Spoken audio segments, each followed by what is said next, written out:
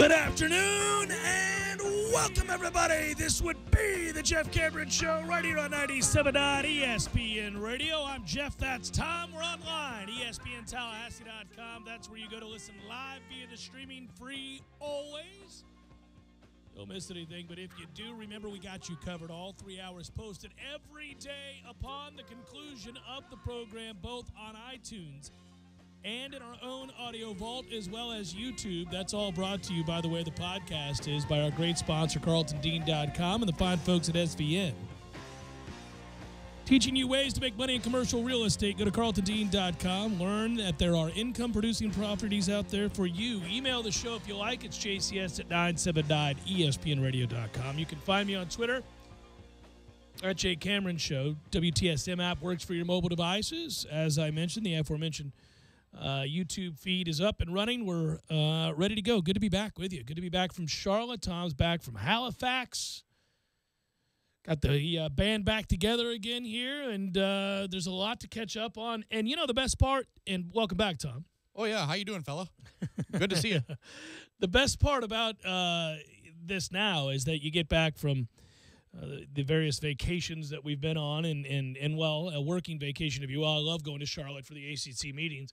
But you hit the ground running now. You know, there's tangible stuff now. There's you know, you can avoid having to have conversations about the silliness of a, let's say, Mayweather, you know, fiasco or any of the, you know, that amazes me. We've reached that place. That's just an aside, where the actual press conferences, plural, and the made-for-TV sort of overt racism by both guys and homophobia and all of the sundry silliness that you see in those things actually plays, like where they're talking about it. I don't know why. It seems to me that you would cover an event if there was something to cover. I'm just disappointed. So there's that, or what Lonzo Ball's wearing on his feet, or, you know, those kinds of conversations that carried 2 weeks. Oh, what's worth covering? Yes, that definition is changing. However, I still think of the American Athletic Conference Media Days wouldn't be as well attended as, you know, the Media Days in Charlotte for the best conference in all the land. And boy, were they ready to champion that. I figured they would, as they should, and it's a PR opportunity for all the conferences, the various conference media days, and ACC Kickoff no different, an opportunity to point out your successes, and nobody was better at it for the longest time than the SEC, and rightfully so. When they were dominating the landscape, they were quick to tell you about it and champion their cause and turn it into profit, turn it into money.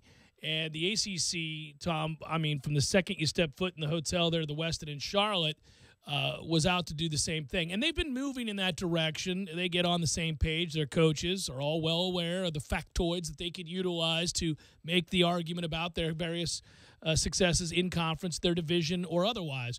And this was absolutely that, and then some. And for the first time, you know, last year it was all about the ACC network. Last year, you knew going in, it was going to be about Clemson's opportunity to make a run and try to win a national title. And you had Deshaun Watson and the big storyline there. And then you had the talk of the ACC network, and was it going to happen? And Swofford was having to answer those kinds of questions. This time, one thing that really struck me more than anything else at these ACC meetings, the conference was talking about itself and not selling itself. It was sitting back and letting you ask the questions that allowed them then to turn this into, by the way, if you haven't noticed yet, whether it's in conference, out of conference, whether it's the award circuit, whether it's the bowl games, whatever you want to look at, by every metric, we're really good, and everybody needs to know that. Yeah, it wasn't long ago. I mean, the first media days that you and I went to as members of ESPN Tallahassee, and, you know, that's 2012, and I can remember that year because obviously we had the senior quarterback coming back, and it was, will Florida State finally put the ACC in a place of legitimacy and prominence? You know, and we thought 2012 was going to be that year because of what was coming back and the schedule, how it laid out. Ended up being year too early. Yes, it ended up being a year too early. But I remember looking at the SEC media days and watching, you know, all that stuff and the junkets and the TV availabilities and ESPN setting up a set there. I mean, this is prior to the SEC network existing, but still, SportsCenter was there. Sure. And I thought after we left from Durham or Greensboro, wherever the hell it is, thinking, man, there is a gulf there in the way that they're presenting themselves. No more. I was watching the video presentations, as much of the commissioner's address that I could stomach before I fell asleep, but the coaches and the players talking at the dais, and I thought, boy, the presentation, and then the photos that, you tweeted, you sent me some too, of just the way it's all laid out.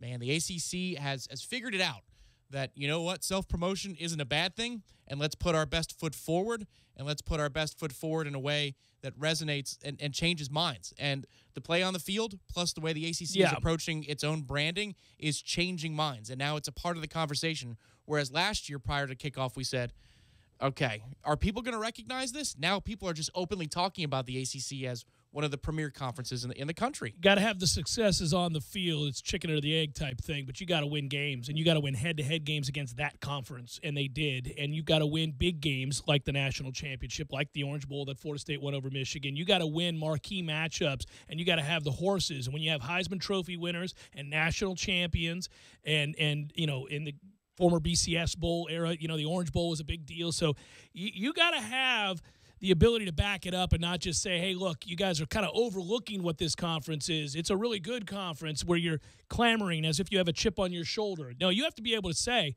no, we won the games. And this is the first time since we've been doing this that they could say that definitively and really not waver, because quarterback play was so good. It finally caught up to how good defensive play had been in the ACC for some time.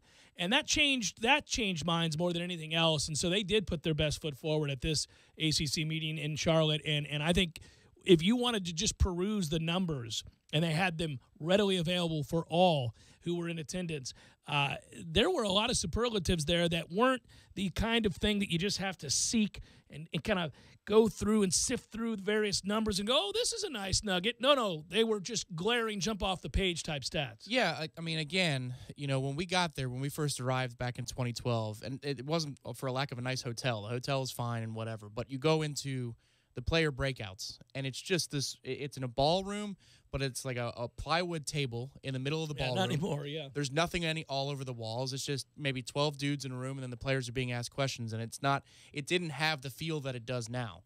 Like, they understand it's big business, and it all started, remember, when Notre Dame joined in all sports but football, and then they made a couple of hires from Wall Street, former marketing executives, and they wanted to put their best foot forward from a TV branding standpoint, with the idea that maybe someday they'd get a linear television channel, which is still the fight, and they say it's going to happen in 2 years. But I remember that ad after the 2013 season and into 2014 when they flashed all of the trophies that all of the individuals won, like the Nagurski, right, and the Remington, and the Heisman, and then the national champion. Bring your A game. Since then, we talk about building a program all the time and building an identity, and what Jimbo's done here to modernize this particular program so that it's with the big boys for recruits. But when it comes to media types, when it comes to college football fans, there's no doubt that the success on the field is the biggest piece of the pie. But the way they present themselves is completely different. It's completely modern. It was in the Stone Ages just 5 years ago. Because they thought of themselves primarily as a basketball conference that put up with football, and now they recognize that football is the driver, and they happen to play a really great brand of basketball that is historically true but also currently true, and they understand that is a secondary sport. It is not football, and if you arrive in football, you have to announce your presence with authority. You have to let the world know that you're every bit the equal of whomever it is you're fighting against. In this case, it's also a matter of regionality. You're trying to fight against the mighty SEC for the recognition of your successes within a blueprint. We're in the footprint. So I think that's a big part of it, and they've gotten smarter, as you noted, and then they've had the on-field successes. They've also gotten better coaches, and I think that's the big thing, is that you look around 5 years ago, 6 years ago, 7 years ago, when you compared and contrasted the coaching in the ACC to that of the SEC, really was no comparison. There was a guy here or there that you would say was worthy of being in the conversation, but the SEC top to bottom had more good coaches. And right now the ACC is doing its job in that guys are – and Jimbo, we're going to hear from Jimbo Fisher in a minute. I want to set this up because I talked to Jimbo, and that's part of the interview. We talked to a lot of people while we were there, and you'll get to hear those interviews on today's show. But Jimbo talked about people aren't leaving this conference anymore to take other jobs, that the jobs here are becoming destination jobs for a lot of people, that it's a big deal to coach in this conference now. And it's interesting because I think to some degree he's talking about himself, the way he perceived the conference when he arrived and what it has become, and how certain jobs, like Mark Richt, obviously, eventually kind of run out of Dodge there in Georgia after coming up short a few too many times. But Mark Richt was still thought of as an elite coach. His arrival into the ACC at Miami immediately bolstered their stock. Obviously, Dabo Swinney and his staff have proven themselves now, not just with the win last year, but their successes over Ohio State and LSU, and even the game they lost to Alabama, which showed they were right there. So, Florida State, obviously, and Jimbo Fisher's successes here with the national championship and conference titles and head-to-head success against the SEC. Big time, actually. So all of these things have begun to add up, and then you get the influx of a Fuente who's well-respected, and he takes the step up into a big-time conference and immediately has an impact at Virginia Tech. We'll see what Mendenhall's able to do, but you're seeing the influx of better coaching up and down the conference ledger. And when you look at the SEC, it has slowly dissolved into Nick Saban, Alabama, and everybody else. There isn't another team like there was consistently. Like LSU was that team, but they really aren't that team anymore. At least they haven't proven to be. Gus Malzahn's star was rising rapidly, but since the national championship game, it has plummeted. They aren't the team that we thought they'd be. Georgia, obviously, in a state of flux. We think they'll take over the East, but we don't know. Butch Jones has come up short at Tennessee. Every year they get the hype because they've recruited well, but they don't get the wins on the football field. And Florida's won the East almost by default. Spurrier's left South Carolina. The marquee coaches have diminished in the SEC, and they have come into the ACC. Yeah, I know you get into this with Coach, so I don't want to step on that. But talking about scheduling, all of a sudden, right? Isn't the shoe on the other foot?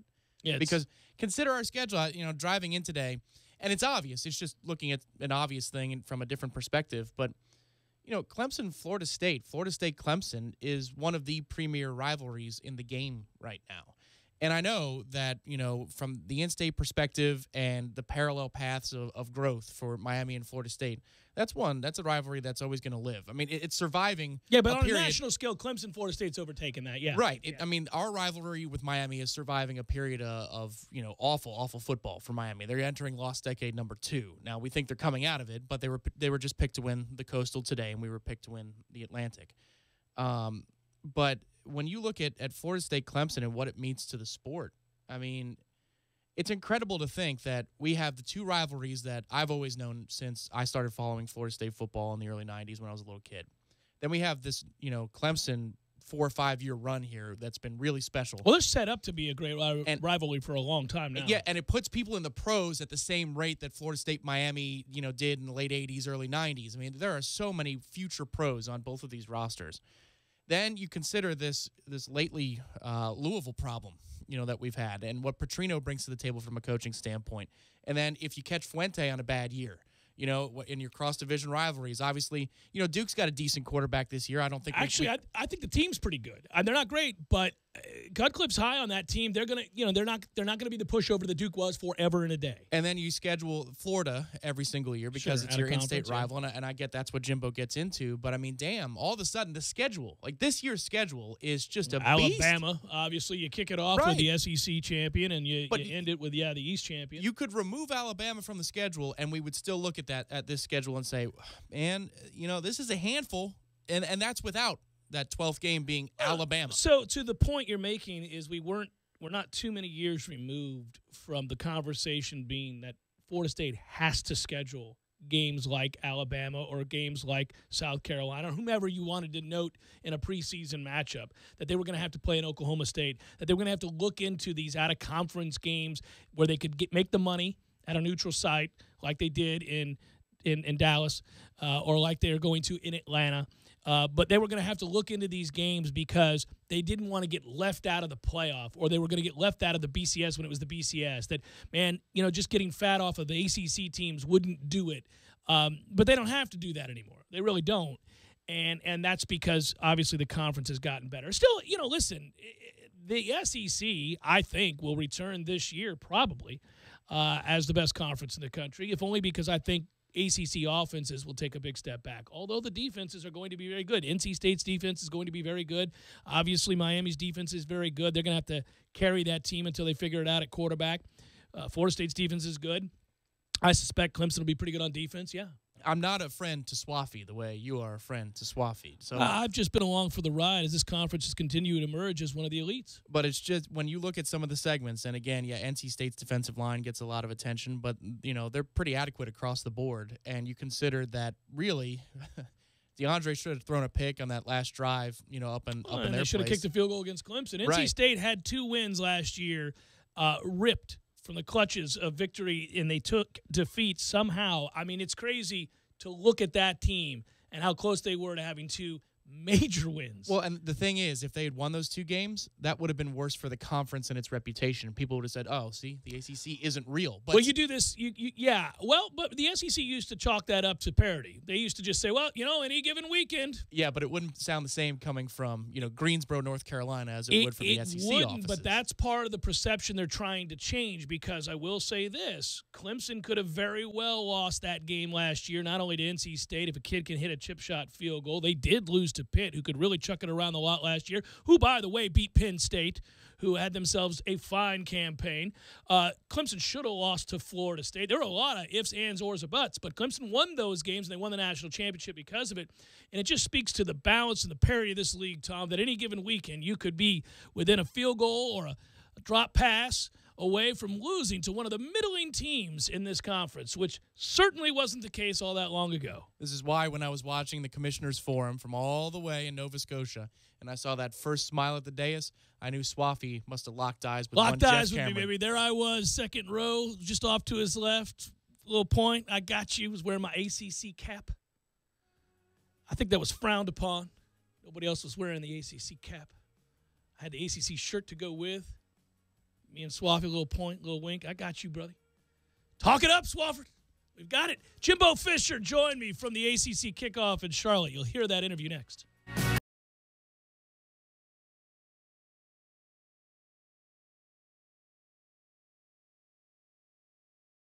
When you're in need of auto repairs, look no further than Nice Tire and Auto Service. Nice has been in business for 16 years with long-term, knowledgeable sales associates. They have the latest wheel balancing machine in the industry. And for passenger vehicles, they service AC, brakes, suspension, tune-ups, and much more. Never sit through a long wait. Nice Tire and Auto has 10 service bays to get you back on the road quickly. If you have tire problems, check out their large inventory with various Goodyear and Michelin tires. Nice Tire and Auto Service, 4792 Bluntstown Highway, 574-4100. You put your mower through a lot. All that back and forth can add up to thousands of miles. That's like mowing cross country. Gravely commercial mowers are built for all-day performance, helping you get the job done mile after mile. Gravely, built to mow the distance. Get your Gravely motor only at TNT Supercenter, your one-stop shop for work or play. 14585 Highway 19 South, Thomasville, Georgia. TNTSupercenter.com. I'm talking tough, like a state of mind. Tough, like a soldier on the front line. Tough when it gets rough, like my Ford truck, always enough. I'm talking tough. Franklin Spring Creek Ford, the place to find your next truck in southern Georgia. I'm talking tough. Hey y'all, we're Chris and Preston from Low Cash. Head to Franklin Spring Creek Ford and see them about all of your vehicle needs. Variety of locally crafted beers plus a full bar. Hobbit American Grill. 3 locations to choose from. 400 Capitol Circle Southeast, 2020 West Pensacola Street, and 5032 Capitol Circle Southwest. Visit them online at myhobbitonline.com. Are you wanting to raise some extra cash fast? Think Thrifty Nickel. Need to clean out that garage full of stuff you never use? Think Thrifty Nickel. Need a newer car or truck and don't want to break the bank? Think Thrifty Nickel. Buying or selling, your best bet is Thrifty Nickel. All ads appear in print and online for maximum results. Place your ad today and ask for their guaranteed results special. Call 385-0505. Get your free copy of American Classifieds, available at hundreds of locations throughout the greater Tallahassee area. The Home Depot has a new idea. Free carpet installation that means free carpet installation. Clearing out furniture? Free. Ripping out old carpet? No charge. Hauling it away? On the house. No hidden fees, just free installation on carpet $699 or more. The Home Depot. More saving, more doing. Valid on carpet priced $1 or more per square foot. Unique specialty items and requirements may be priced separately. Not valid in all markets. See HomeDepot.com for details. Offer ends August 16th. If there's one thing the pros at Advance Auto know, it's parts. Advanced Auto Parts and Batteries, this is Christina. Hi, Christina. I need to change my oil. Okay, currently we have 5 quarts of Mobil 1 full synthetic for $29.99. Great. That includes the filter and $5 off your next purchase of $30 or more if you're a Speed Perks member. Whoa, even better. Thanks. Now at Advance Auto, get 5 quarts of Mobil 1 full synthetic or high mileage motor oil and a Purelator Boss filter for just $29.99. See store for details. Also at participating CarQuest Auto Parts stores. Tallahassee loves the corner pocket as much as a crystal ball winning catch. He's looking, he lost it to the end zone. It's Benjamin! Touchdown! With 13 seconds left. The 97.9 ESPN radio special is a must-have every Monday and Wednesday at the corner pocket. 10 mouth-watering wings, a fresh side of fries, and a chilled domestic pint of beer are just $9.79 all day long. Be sure and try the fish blend of sauces, a true wing eater's favorite. The Corner Pocket Bar and Grill. He's gone! Home of Trivia Tuesday, Beer Bingo Thursday, and the daily $7.99 lunch special. Barry knows cool. He's keeping you comfortable. Barry knows cool. You can put him to the test. Don't let Tallahassee's hot summers get you down. Barano Heating and Air Conditioning can help in case of a breakdown, day or night. Their certified technicians can get you up and running in no time. Turn to the experts at Carrier and at Barano Heating and Air. Call 580-4029 or visit baranoac.com. Florida license number CAC 057652. If you're looking for a heavy-duty utility tractor at a compact price, look no further. The Mahindra 41-horse 4540 is the one for you for only $11,995. Pound for pound, horsepower for horsepower, the Mahindra 4540 tractor can push more, pull more, and lift more than any other tractor in its class. Hydrostatic power steering, industry-leading, zero-deductible, 7-year limited warranty. TNT and the Mahindra 4540 tractor making the competition green with envy. 14585 Highway 19 South, Thomasville, Georgia. 229-228-5297 or online at tntsupercenter.com. This is the Jeff Cameron Show. Jeff Cameron Show on 97.9 ESPN Radio.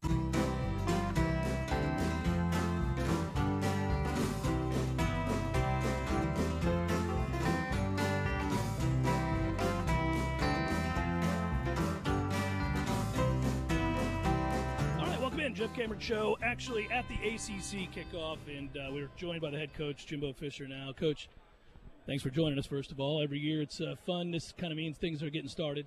I guess talk a little bit about the offseason. It was an interesting year last year. The season kind of started off with a lot of surprising things, and then righted the ship, won 7 of your last 8, had a big bowl win. Do those things carry over? What was the meaning of the win in the Orange Bowl? Carrying over, each team has to have its own personality and identity and let that carry. But what is the learning experiences? What carries over is the failures or success of whatever you learn from. And you have to you re-examine those, you present those issues to your team, and you do it in the offseason. You remind them of that. You do it in the season coming up, and you learn from everything, good or bad, that happens to you. And that's where I think the carryover comes from. As a coach, I'm thinking back, it was after the 2013 National Championship, you mentioned that you thought that they wanted to be elite. They revealed that to you day one. Can you know that in the moment and, I guess, apply that to this team? What do you know of this team? Or do you have to wait till practice begins and you kind of get a feel? I still think you have to feel, because you got to understand something. You just incorporated 20 new players. Right. See, everybody, you forget, now freshmen play a bigger role than they've ever played. They're going to be a significant part of your team. You have to, because you have so many guys that go 3 and out. You have the impact of guys in the future of it. So I think that evolves. But what you do is you build the qualities from January to June of the qualities that group is going to set forward. And what those freshmen are going to do is exactly what those guys allow them to do, and what they have done in the office. The first 6 months, I've been very pleased. I saw a group that I think was hungry, that understood, and almost like as I say, a light bulb goes off where you look at something and you say, you know something, I get this now. And there's a moment in that whatever you do, there's a learning curve. And you say, and then all of a sudden you realize, I can do this, I got the ability to do this, I understand what you want.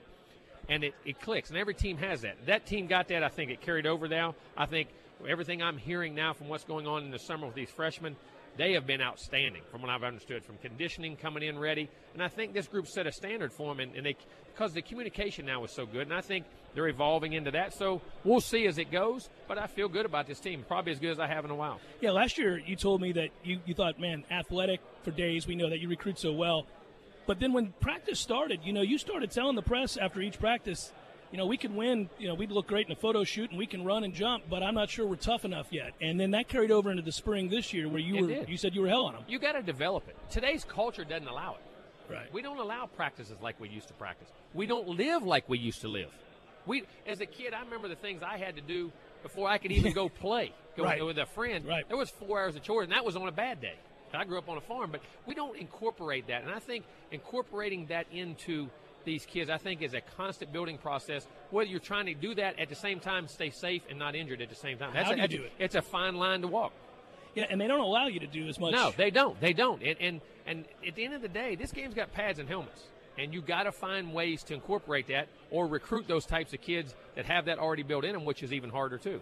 I guess carry that over to what's going to be as physical a game as you'll play against Alabama. Mm-hmm. How do you ride that fine line that you mentioned? You got to know that they're physically tough enough to block a team like that, to line up and play smash mouth if you have to, and also to protect the quarterback and throw it around the lot. And at the same time, because it's such a physical group of teams you play early on their defensive lines, when we're talking about Miami and NC State, great defensive lines there, obviously Alabama, I guess as a coach, how do you approach it? Well, I think first of all is mindset. Once you realize, all right, this is going to be tough, it's going to be hard, it's going to be demanding, I accept it.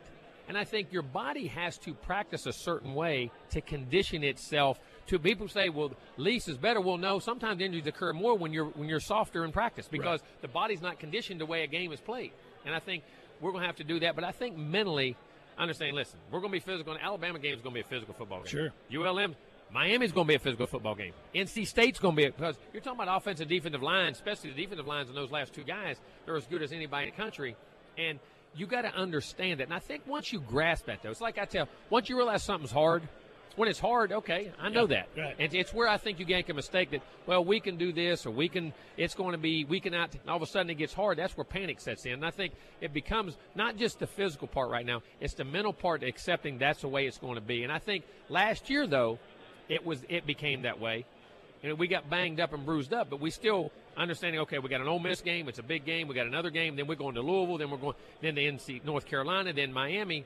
And I don't know, I think hopefully from that learning lesson from a year ago, all right, this is going to be extremely hard, so we got to get ready for it, and I think mentally getting yourself ready to do it. Well, it's a big one because you had to save the team a year ago. I mean, that team was emotionally spent. We had a bunch of injuries, and we got freak injuries in the game from Derwin to Sweat to Noddy to that whole crew. And you're asking guys to do things they haven't had to do in different positions. And, you got to prepare for it, but I think it's a mindset thing, and then there's a little bit of luck involved. Right.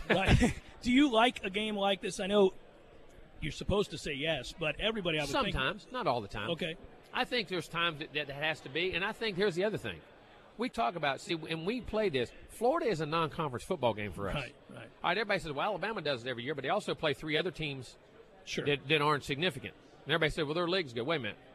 We got the best league in ball. It was the next thing I was going to ask you. It's the best league in ball. You can argue it up and down. Coaching, go look at the coaches. You look at the players. You got 2 Heisman Trophy winners with a runner-up in the same year. Yep. You got draft picks. You got 2 national championships, played for 3. We're 8-3, and think about this: in playoff and major bowl games, 6 bowl games. The ACC's 8-3. We're non-conference games we've won the most. Head-to-head meetings we've won the most. So you talk about you got to be careful not to schedule yourself. I love playing big teams. Everybody says, no, it's not. But the object is to get to the Final Four and win a championship. You got to be smart about how that. Think about this: we're opening up with the SEC champion and playing the runner-up every year, which is great. And there's times to do that, but you got to be smart. This league has totally changed. Completely. And in the times that we've done these interviews, all the way back when you were head coach in Wayden, OC, and all that, to where we are now, this is worlds different. This is something that, I guess, when you address the media at the ACC Kickoff every year, this was something that you thought was possible, but has it even exceeded your expectations? Yes, because I think, one, a commitment from our league, and there was a commitment from these schools to realize that football is the key now. It's the moneymaker. It's the one drives the train, and everybody's committed. They're paying coaches. Think about this. You never had no coaches leave for other jobs. A lot of these jobs are becoming destination jobs now. Right. Nobody's running out to go somewhere else. These jobs are better. I mean, you're winning. You got players. Everything that's there, this is as good as it gets. I'll get the chance to talk to you real soon when practice kicks off, Coach. Thank Always you, a pleasure. Take care. Jimbo Fisher, head coach, Florida State University.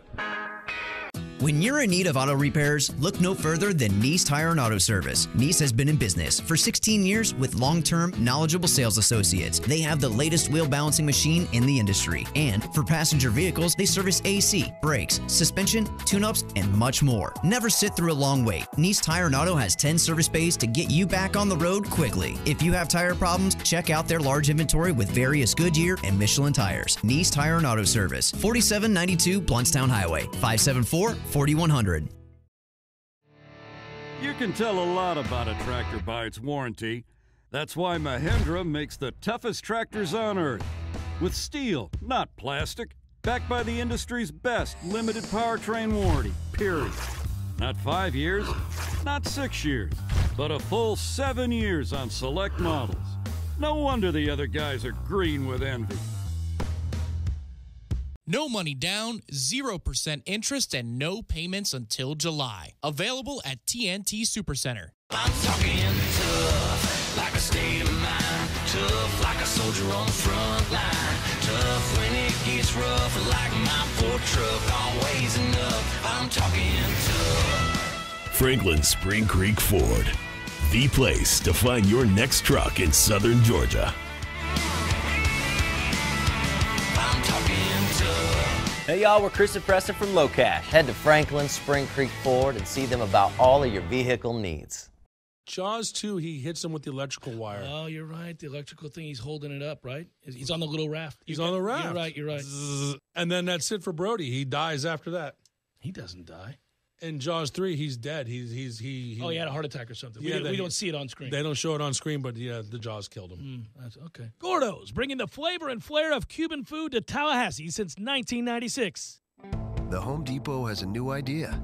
Free carpet installation that means free carpet installation. Clearing out furniture? Free. Ripping out old carpet? No charge. Hauling it away? On the house.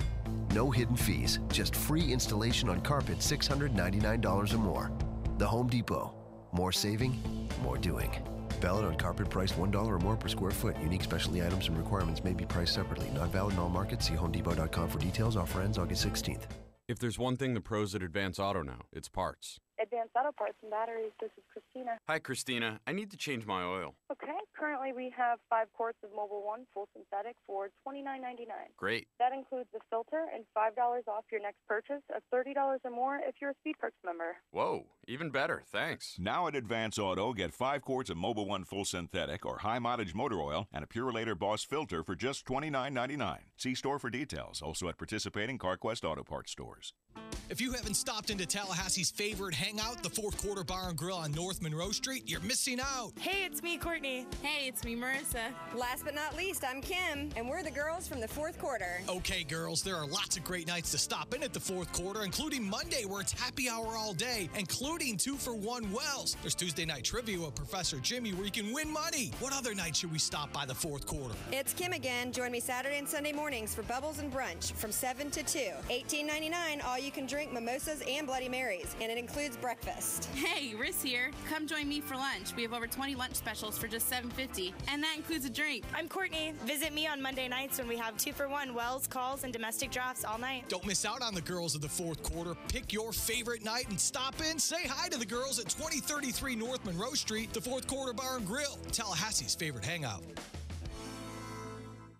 Want to fly somewhere? Looking for cheap flights or cheap tickets? Then call. That's right. Call the low-cost airline travel hotline now for prices so low we can't publish them anywhere. Low-cost airlines has all kinds of cheap travel deals. Fly domestically and save up to 75%. You can even fly internationally and save even more. Yes, fly anywhere in the world and save a lot of money on your plane tickets. We'll even save you money with cheap travel deals on hotels, rental cars, even complete travel packages. So don't book your tickets until you call us first for the absolute absolute cheapest prices on U.S. and international airline tickets and hotels. Call right now for prices so low they can't be published. Travel experts are here 24/7 to help. 800-298-5783. 800-298-5783. 800-298-5783. 800-298-5783. Tallahassee Sports Center. I'm Lee Gordon now with the ACC Media Days in the books. We can all focus on fall practice, which kicks off in just a couple of weeks. And then it's Florida State and Alabama to kick off the 2017 season. Now, all the hype this past week was about Derwin James and his potential Heisman run. But the Seminole says he's just focused on winning championships. Speaking of championships, Roger Federer is a champion at Wimbledon for the 8th time. He is the oldest male to win in the modern era. He needs only 101 minutes and makes easy work last night in straight sets on the grass court. In the NFL, Redskins quarterback Kirk Cousins says he will play for the franchise tag again, which is a hefty payday, and is open to a long-term contract discussion after the season. And this is the week for O.J. Simpson. On Thursday, he has a parole hearing, and if all goes well for him, the former USC star could walk free on October 1st. Live from the Dale Earnhardt Jr. Buick GMC Cadillac Studios in the capital city of Tallahassee, this is the Jeff Cameron Show on 97.9 ESPN Radio.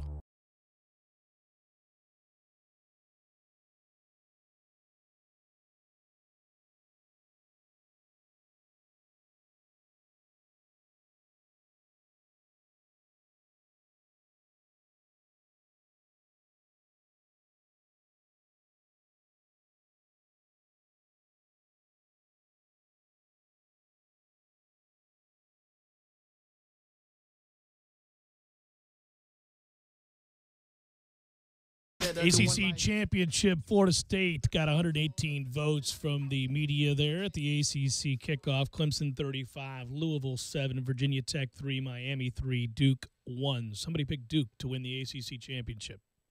Wow. Atlantic Division, Florida State was selected as the team to beat, just past Clemson, who was selected second. Louisville third, NC State 4, Wake, Syracuse, BC. Addazio, rise up. Give yourself a chance to finish somewhere other than dead last. Come on, you can outdo Syracuse. Sorry ass, you know you can. By the way, Boston College went bowling last year, won a bowl game. You'll hear my conversation with Steve Addazio later in the show. I'm going to ask you, did you enjoy it? Did he enjoy it? Was it a good time had by all? Annual love fest between me and Steve Addazio. It was outstanding. I had a great conversation with him. I had a great conversation with Dabo Swinney, which you're going to hear on the show today. Right after I sneeze, Tom, are you ready to whistle? Well, I'm ready to ask you a long-winded question, and that long-winded question will be, how in the world did you get Dabo Swinney to join the program, considering, you know, last year it looked like perhaps he did every other media availability except for the one at ESPN Tallahassee? Okay, so something cool happened while we were up there. I guess we should talk about this. It'll be sort of made up. But what ended up happening was that I found out, first of all, they've switched, I think, the handler or the SID for Clemson that was there a couple years ago to this new guy. And secondarily, Dabo kind of hinted that he thought it was all fun, that he understood the deal, that he got it. And let me just say this in a serious note. I didn't know what to expect. I was told that he was going to do the interview. And it was going to be, he said, hey, this will be this. Somebody came over to me, a handler for Clemson, and said, hey, he's going to do the interview with you, and here's what time we have. Is that, because it was a zoo this year, Tom. There were a lot of people there, unlike even last year. It's growing. The ACC Media Days, as we discussed in the first segment, more radio than they've ever had by far. I think they said when they first started doing Radio Row at the ACC Kickoff, they literally the first year had like 6 stations. And there were over 25 this year, and you really kind of surprising to see just radio next to radio next to radio next to radio, probably more than that actually. And so people lagged behind because not everybody adheres to the 4-minute, 6-minute window that you get with somebody, right? Sometimes they'll go over. And some coaches oblige, especially if it's their local media. So we were kind of just getting on the same page as far as time goes. But in my head, I actually thought, well, I'll believe it when I see it. We'll see. But one of the guys from Clemson said, no, he knows the deal. He knows who your local audience is, and he gets the joke. Because, look, there are representatives from local markets all over the Radio Row, and they all have their inside gigs, and many of them went to the schools they cover. So everybody's got some of that tinge of homerism that kind of exists. So long as you're willing to be objective when another team is good and note it, and we certainly haven't shied away from pointing out that Clemson's good or that Dabo Swinney's staff and he have gone on to do great things. I mean, listen, as much as we begrudgingly did so in the beginning, it became apparent things were moving in the right direction in Clemson a few years ago. So we've done that, and the ability to be objective in those moments, I think, are all coaches ask for. They may not like your content on a daily basis, and certainly rival fans don't. They may not like what you have to say about their school or the favoritism you might show the local market. But if you're fair in the way that you ask questions and professional, and they'll do it. They get it. So this guy said, no, he knows who you are. He knows last year he snubbed you, and he's going to do it, and it's going to be fun. And so they were looking to have fun with it. I thought I would know everything I needed to know with Dabo within 30 seconds. You know, because you've been there with me when I do these interviews, when a guy sits down, you can see where he's coming from, and you can tell whether or not they have a preconceived notion about what you're going to ask or who you are. Yeah, any interview in any sport. It could be an athlete. It could be a coach. It could be, in a breakout setting, a one-on-one setting, a media day over at the stadium. Sure, quickly. A radio interview where, you're just listening for the person's cues. I mean, sure, there have been times when we've talked to, and he's always been great, so I'll use this example, but when Herb Street, is available, and I'll talk to him before we go on the air, I can tell he's always in a good headspace, but I'll ask an extra question just to see if he's bothered by the nature of being asked another question before he goes on the air and before showtime.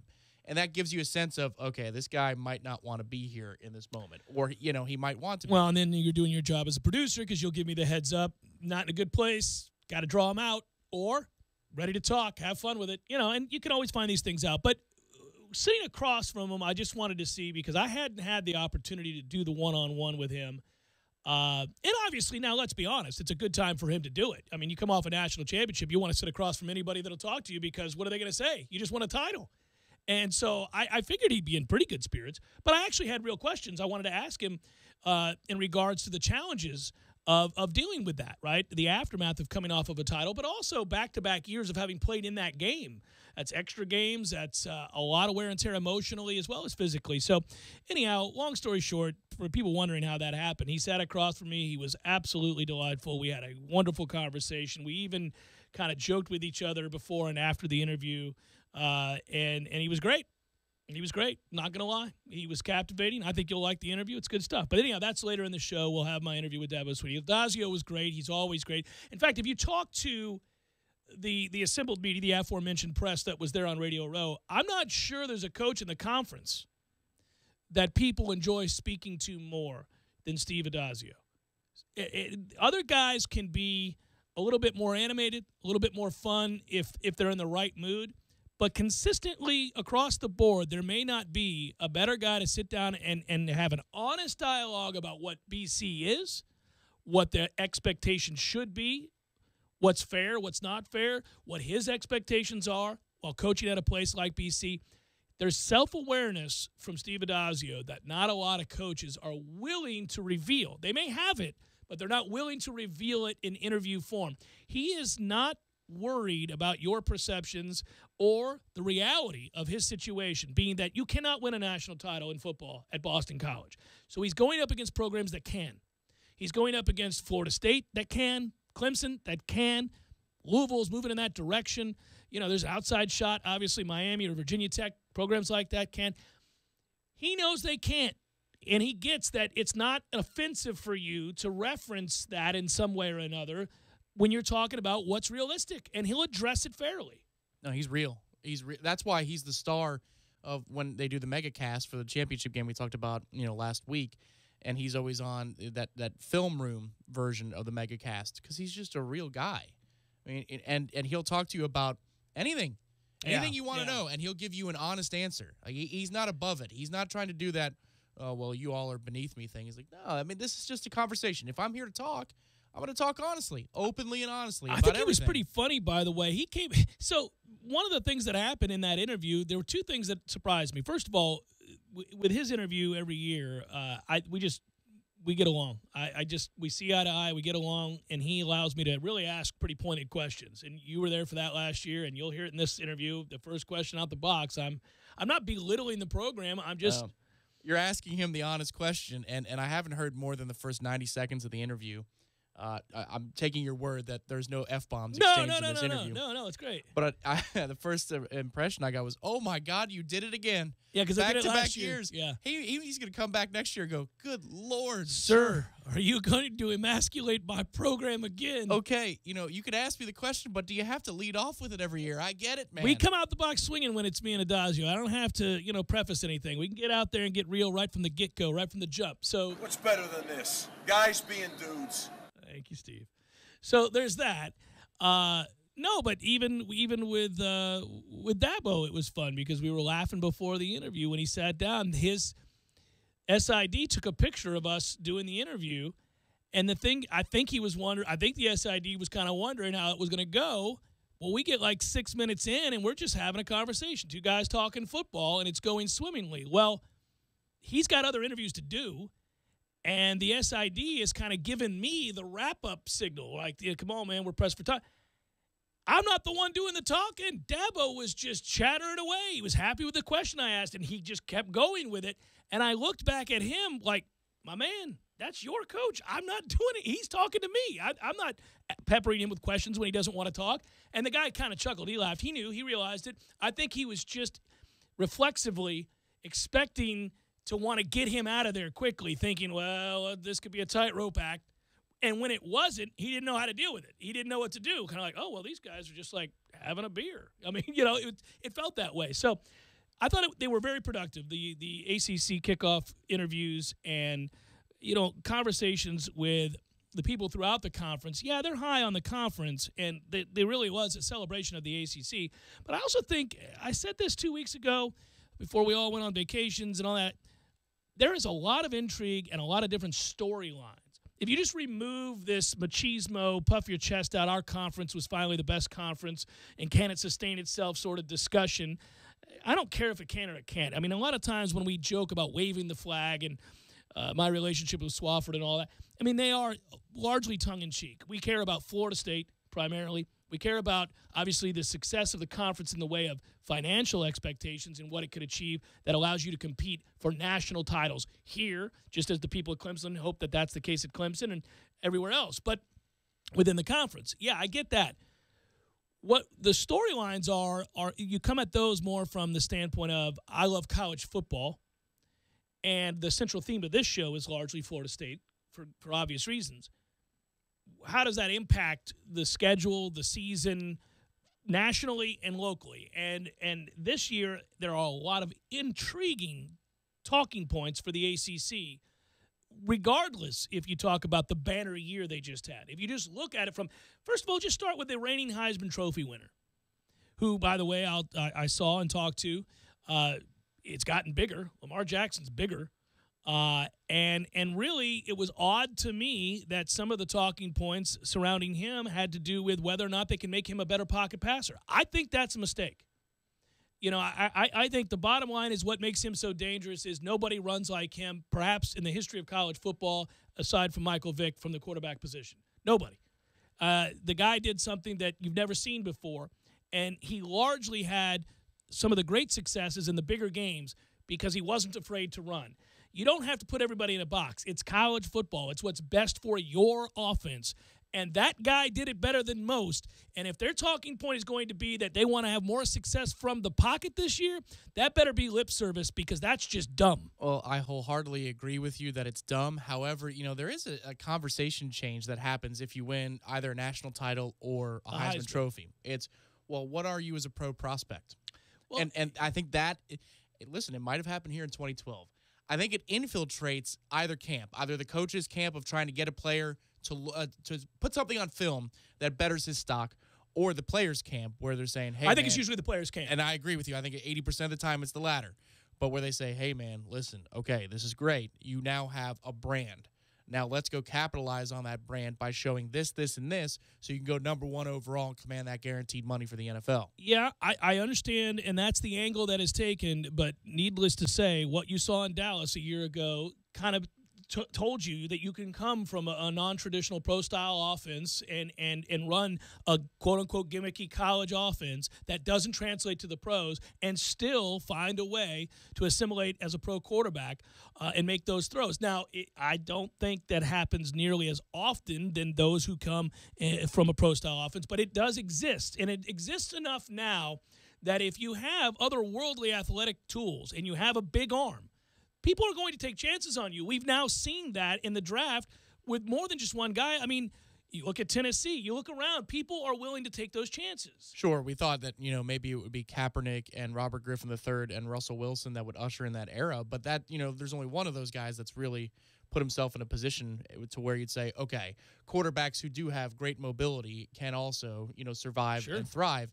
But then there's the Prescott example is the strongest example. The one thing I will say, though, is his reputation. I think Dabo was alert to this, too, was that, hey, man, you put him on a whiteboard and watch him go.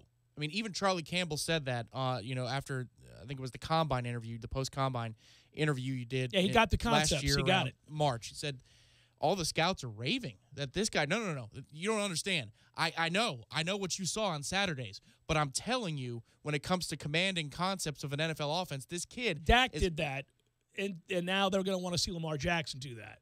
Right. And I think Dabo was alerted to the fact last year when he was talking about Deshaun Watson, because he said, no, you don't understand. This guy understands the pro concepts in a way that we might not put out there on a week-to-week basis. I think Dabo alertly knew the key words that helped elevate Prescott's stock. And these coaches rightfully love their guys, and they become obviously huge fans and ambassadors to their program and their guys because they mean so much to their program. Obviously, you can't imagine how close those two are, and the bond that was, they become advocates for their guys because it's good for their program, it's good for them at the next line of recruiting, and obviously Jimbo wants to see his guys do well too.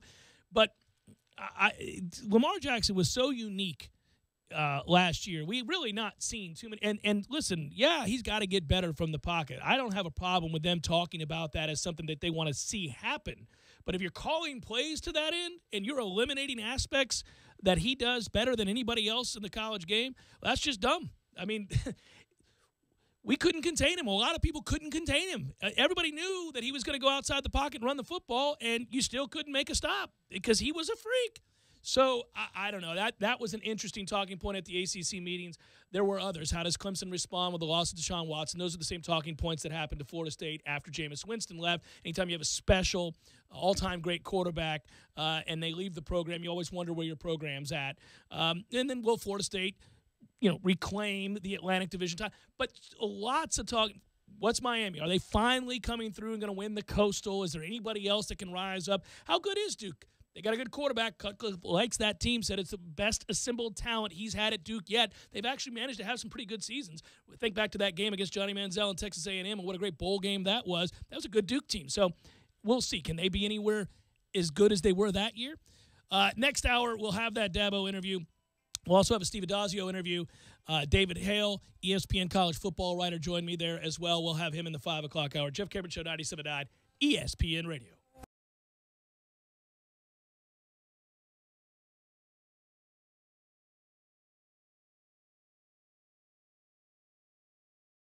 When you're in need of auto repairs, look no further than Nice Tire and Auto Service. Nice has been in business for 16 years with long-term, knowledgeable sales associates. They have the latest wheel balancing machine in the industry. And for passenger vehicles, they service AC, brakes, suspension, tune-ups, and much more. Never sit through a long wait. Nice Tire and Auto has 10 service bays to get you back on the road quickly. If you have tire problems, check out their large inventory with various Goodyear and Michelin tires. Nice Tire and Auto Service, 4792 Bluntstown Highway, 574-4100.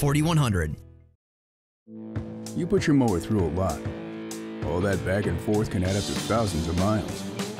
That's like mowing cross country. Gravely commercial mowers are built for all-day performance, helping you get the job done mile after mile. Gravely, built to mow the distance. Get your Gravely motor only at TNT Supercenter, your one-stop shop for work or play. 14585 Highway 19 South, Thomasville, Georgia. TNTSupercenter.com. I'm talking tough, like a state of mind. Tough, like a soldier on the front line. Tough when it gets rough, like my Ford truck, always enough. I'm talking tough. Franklin Spring Creek Ford, the place to find your next truck in southern Georgia. I'm talking tough. Hey y'all, we're Chris and Preston from Low Cash. Head to Franklin Spring Creek Ford and see them about all of your vehicle needs.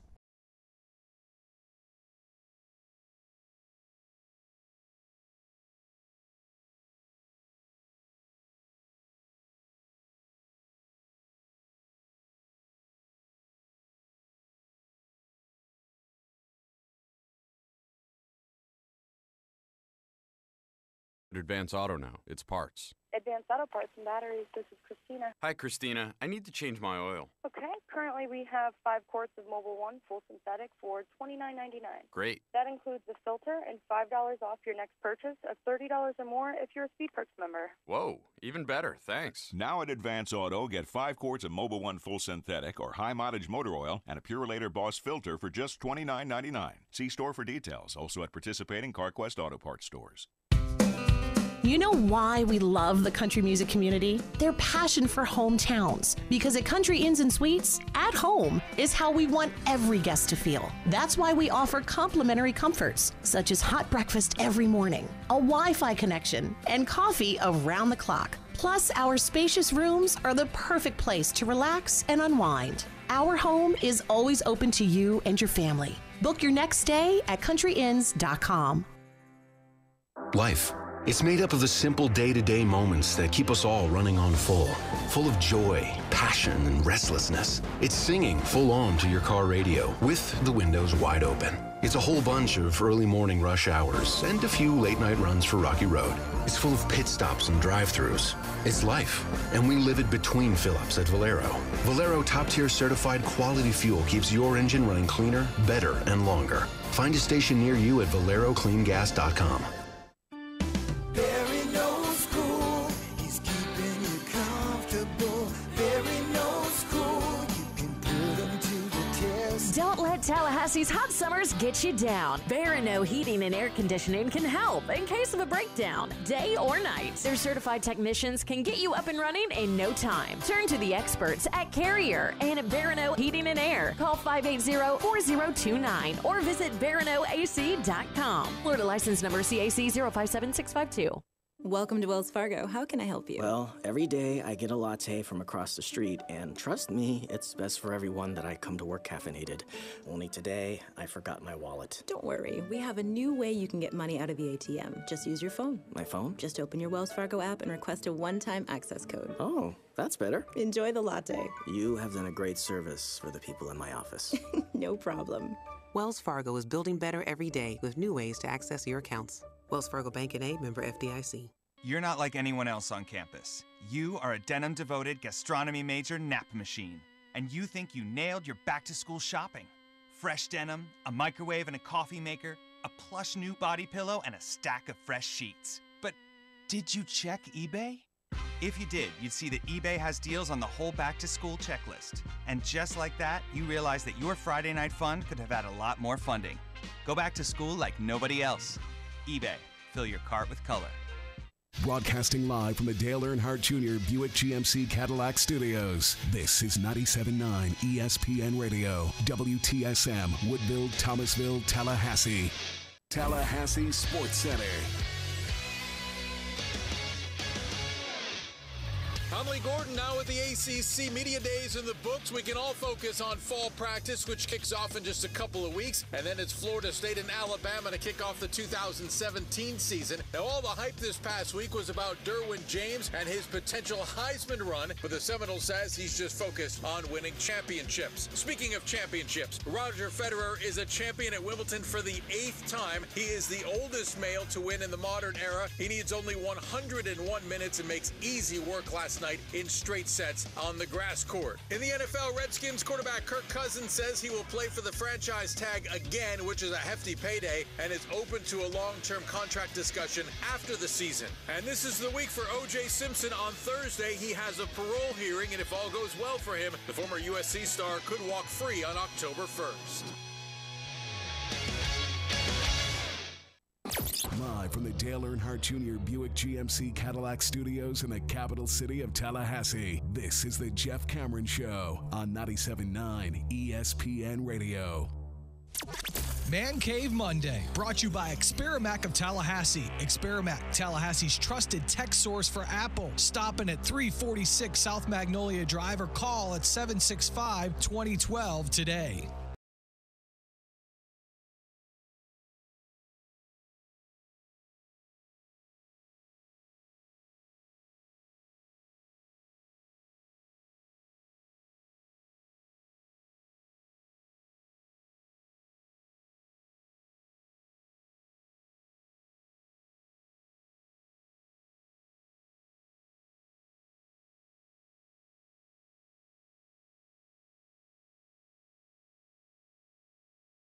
Hour number 2, Jeff Cameron Show, 97.9 ESPN Radio. Great to be back with you. Hope all is well. That's Tom. I'm Jeff. We're online, ESPNTallahassee.com. That's where you go to listen live via the streaming free. Always don't miss anything. If you are to miss something, remember this. All 3 hours posted every day upon the conclusion of the program, both on iTunes and in our own audio vault. That's also brought to you by our great podcast sponsor, Carlton Dean, carltondean.com, SVN. Go check it out.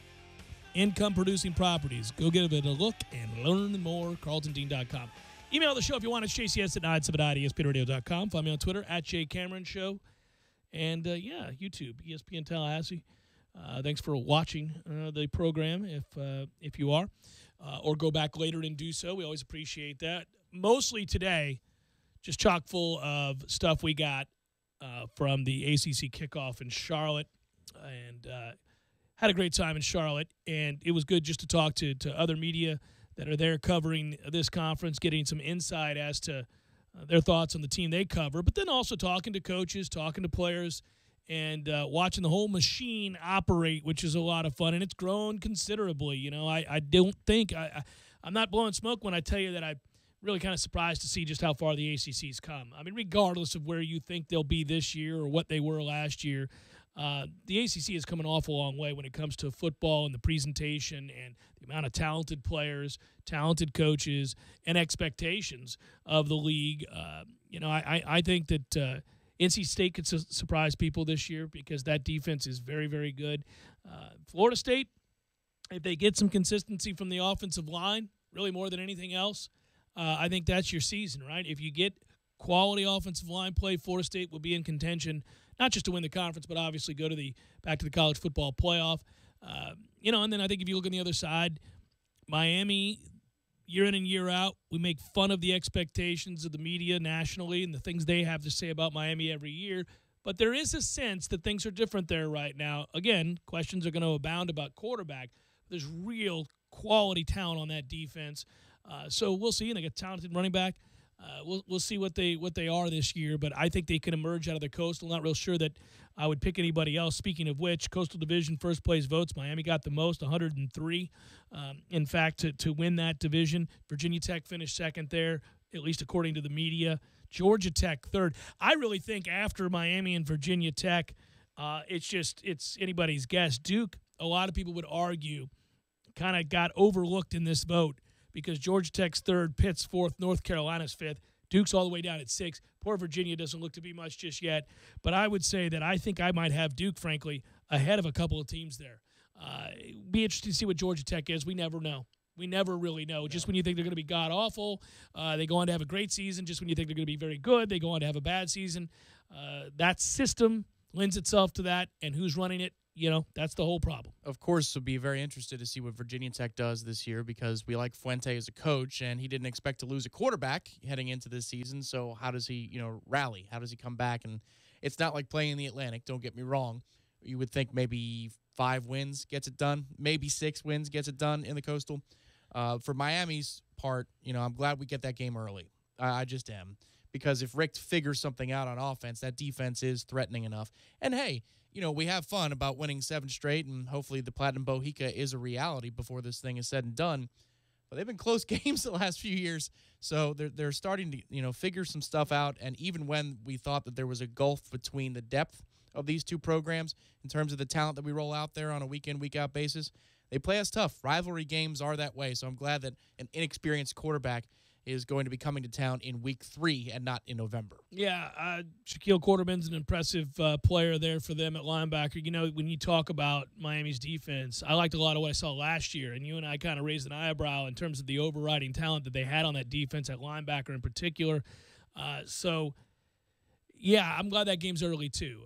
If you have the more experienced quarterback, you want to play that game early. Out of curiosity, because I wasn't there for it, usually I am, so we have these conversations in the car ride to and fro Charlotte. But Jimbo's demeanor to you? Good mood. He was in a good mood? Yeah, he's in a good place. He much more of a wait-and-see attitude as opposed to last year's proactive sort of, I think we're going to be good. I don't want to say he learned a lesson. Obviously, he knows more about coaching than I could ever dream of. But I do think that he probably projected a little above and beyond what they ended up doing, and I think he thought they'd be a lot better sooner than they were. It took mostly the second half of the season to turn things around, where they won 7 of their last 8, but the beginning of the season was a debacle. And as you heard in the interview last hour that I did with him, we'll replay it in the 5 o'clock hour for the folks getting off of work and jumping in the car on their way home with 5 o'clock traffic. But I think he realized, well, it's awfully hard to gauge today's athlete, today's kids. Just there's a difference in the way they trained, a difference in the mindset, and they have to sometimes learn what it means to be tough. They got to get punched in the mouth and have to experience it, as opposed to you telling them that this is going to be a hard ride. So I think he likes the talent, he likes the work ethic, but he was hesitant about telling me or anybody else for that matter that the team was poised to win the conference or win the division. I think he thinks that they have a lot going for him. He loved the way that they ended spring. I know that. One thing that I found fascinating was he was talking about you can't go easy on them in practice because then their bodies aren't ready for games. And I just wonder if that is a reflective statement, given that, we've had the vests and talking about giving kids rest and not enough contact, or when he first got here, we would thud, we wouldn't bring it down to the ground and tackle. And then there are practices in recent past when he talked about gearing up the toughness, and he did that last fall. Then the quarterbacks were live in spring. I just wonder. I wonder if he's going back and forth on what's the best way to prepare kids for the physical week-in, week-out battle that this schedule is going to feature in September, right away. Well, and I would understand it because I think that is the ultimate balancing act in the way that you conduct practice. Gone are the days from when if you're in your 40s and you played high school ball like I did or anything like that, you hit every day. I mean, except for Thursdays. I mean, you pretty much hit every day. And you hit all the time. That's just the way it was. And then they did that way in college, too. They would just hit. It was the idea that we will toughen you up. The premise being, though, that is one that I absolutely get. We talk about this in boxing. How do boxers take a punch in the face? I mean, a grown-ass man just punched you in the face, 220 pounds, and a lot of times those shots, you don't get your hands up in time. Those guys wear it and walk forward. Well, they had to condition themselves to be able to take a punch, and that only happens by getting punched repeatedly when you're sparring. You learn how to get hit, and that's why they don't just fall. You take the average Joe, let him walk into a straight right, he's done dealing. He's not getting up. He doesn't get punched every day. His body has an adverse reaction, as you might gather. Football's the same way. I remember back when we first started hitting, first week of two-a-days, when they finally put on the pads after that first week of kind of conditioning, man, you go home with more bumps and bruises and pains and aches, and sweet Jesus, you'd forgotten, your forearms. My forearms used to take a beating. And by the time you're in the middle of the season, you get up from colossal collisions and you're fine. You're used to it. I'm sure it's the same way in hockey. It's the same. You get used to getting hit. And yet they also know advancements in technology and medical science that you can't just beat these guys half to death. New England hardly hits, and Bill Belichick is as good as they come. You've got entire coaching philosophies that involve no full contact for practice for an entire week leading up to a game, that there are other ways to teach to tackle. I do think it's a tough balancing act. You've got to know whether your offensive line can physically man up and block a team like Alabama. And yet, you don't want to get them hurt by constantly blasting them every day in practice leading up to that or wear them out. It's a tough task. Yeah, that's something I'd like to be a fly on the wall for over there at the athletic offices, because that's the answer within the answer that I found most interesting, because it sounds like he's having a debate, a great debate. Two-a-days are gone, even, the modernized form of two-a-days that's been legislated out of the NCAA. And Jimbo said, well, you can't even practice them the way you like to practice them anyway. Used to, yeah. So you can't even do that. And you got to get them tough somehow.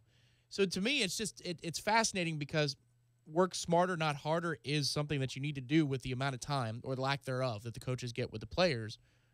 But how do you work smarter yet toughen them up? And he referenced again that, they went week after week after week with teams that were ready for us last year.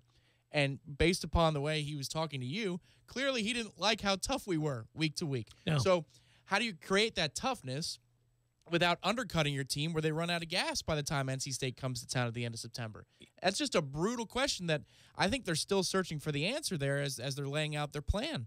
I think they are too. I think that's part of the challenge of the early season schedule, and a behemoth like Alabama being first out the box and then following it up, obviously, with two other very good defenses in the form of Miami and NC State, and it is going to be difficult. But, at the same time, I mean, if you're an elite college football team and program and you've got the depth and the talent to play for championships, it's the kind of thing that a lot of them have to deal with. Obviously, last year Clemson goes on to win the national title. They began their year on the road against Auburn, which, regardless of the fact that Auburn wasn't a great team, they are still an SEC team with very good athletes, and that was a physical test, if you remember that game. Low scoring. Scoring, and that was not Dabo's best day in the sun as a coach. He made numerous mistakes that they barely escaped, but they did escape, and they went on to win that game. They went on to win the national title, so it can be done. You've got to, obviously, if you're in this conference and you're playing big-time college football, you're going to play 4 or 5 teams that it's going to be very physical. Well, we looked at it last year, and we said the first 7 games were critical in that stretch. If you're 6-1, chances are that all your goals are still in front of you. Sure. Now, that wasn't the case because Louisville obviously beating us, threw that into a tizzy, and the North Carolina game did happen too in that stretch. But it's that first 4-game stretch. I mean, and obviously, you're penning in using ink a week 2 win. But it's that 4 games and how much of an attrition test that is, because after that you do get a bit of a respite with Wake by Duke, or whatever it is, Duke by Wake, whichever those 3 games are, or 3 weeks are. But the test of attrition, I just wonder if you're going to front load camp. If you're Jimbo Fisher, you want to make the first couple of weeks of camp really tough, or the first 7 practices of camp really tough, dial it back, let them rest up, and then get into your game prep. Or if you want to push them hard at the end of camp so they're in the mode, it's just, when you're trying to diagram something out, and then the hallmark of 3 of the first 4 teams you're playing is it's defensive line toughness. You're facing 3 top 10 defensive lines in succession. I mean, that's got to be what's keeping him up at night, if there is something that's keeping him up at night. One good thing you have going for you is that, okay, so you recruited well. You have a depth of talent, especially on defense, right? I think that you can go all in, whatever your methodology is for the Alabama game, to get prepared, because adrenaline and emotion, first game of the year, bright lights, prime time, and that opponent being Alabama, those kids are going to play as tough as you need them to play. I mean, they're going to show up and they're going to give their all, and then you do immediately get a respite. You can really dial it back. You can put a lot of second-teamers in there. You can give guys another rest. And then you're in a position to say, guys,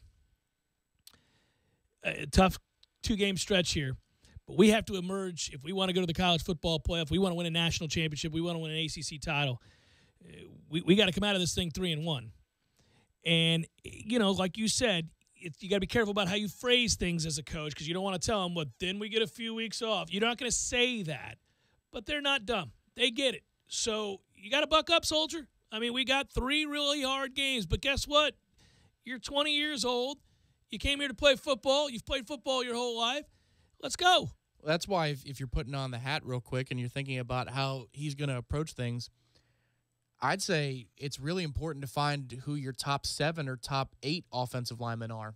Sure. If one guy either gets hurt or is not performing up to task, well, then what does your next group of 5 look like? I mean, that camp is going to be so critical for that. It's not just those the starting battles 5. are the most intriguing aspects of camp, and that's why I can't wait to start it, because the whole season, to me, centers around 2 aspects. And I'm going to ignore the defense because I think the defense is going to be great. I think they're deep, they're talented, they could be the best secondary in the country. A lot of great things going on in that defense. I'm going to leave it alone. As long as it's prepared, yes. Well, sure. Now, listen, that's another thing you don't even have to talk about. If Charles Kelly can't get that defense with that depth and that talent to where they need to be, then he's got to get fired. So that's just, okay, that's where we're at. We all can agree on that, okay? But go back to whether or not this team can win a national title. That's the angle I'm taking, right? Whether or not they can get to the college football playoff and give themselves a chance to win the national title. Okay, sure, you can nitpick a little and say, well, having to replace Dalvin's very difficult. Will Jaquez Patrick or Cam Akers or Amir Rasul, whomever it is, be able to, with a combination of those 3, be able to be as, nearly as productive? They won't be as explosive, we don't think, because Dalvin's a rare breed, but you can still have a great running game. DeAndre was tough enough and at times talented enough to do what you needed a year ago. He's got to take a step forward in terms of accuracy, getting the ball out of his hand a little bit sooner. But we assume from being a redshirt freshman, he puts in the work.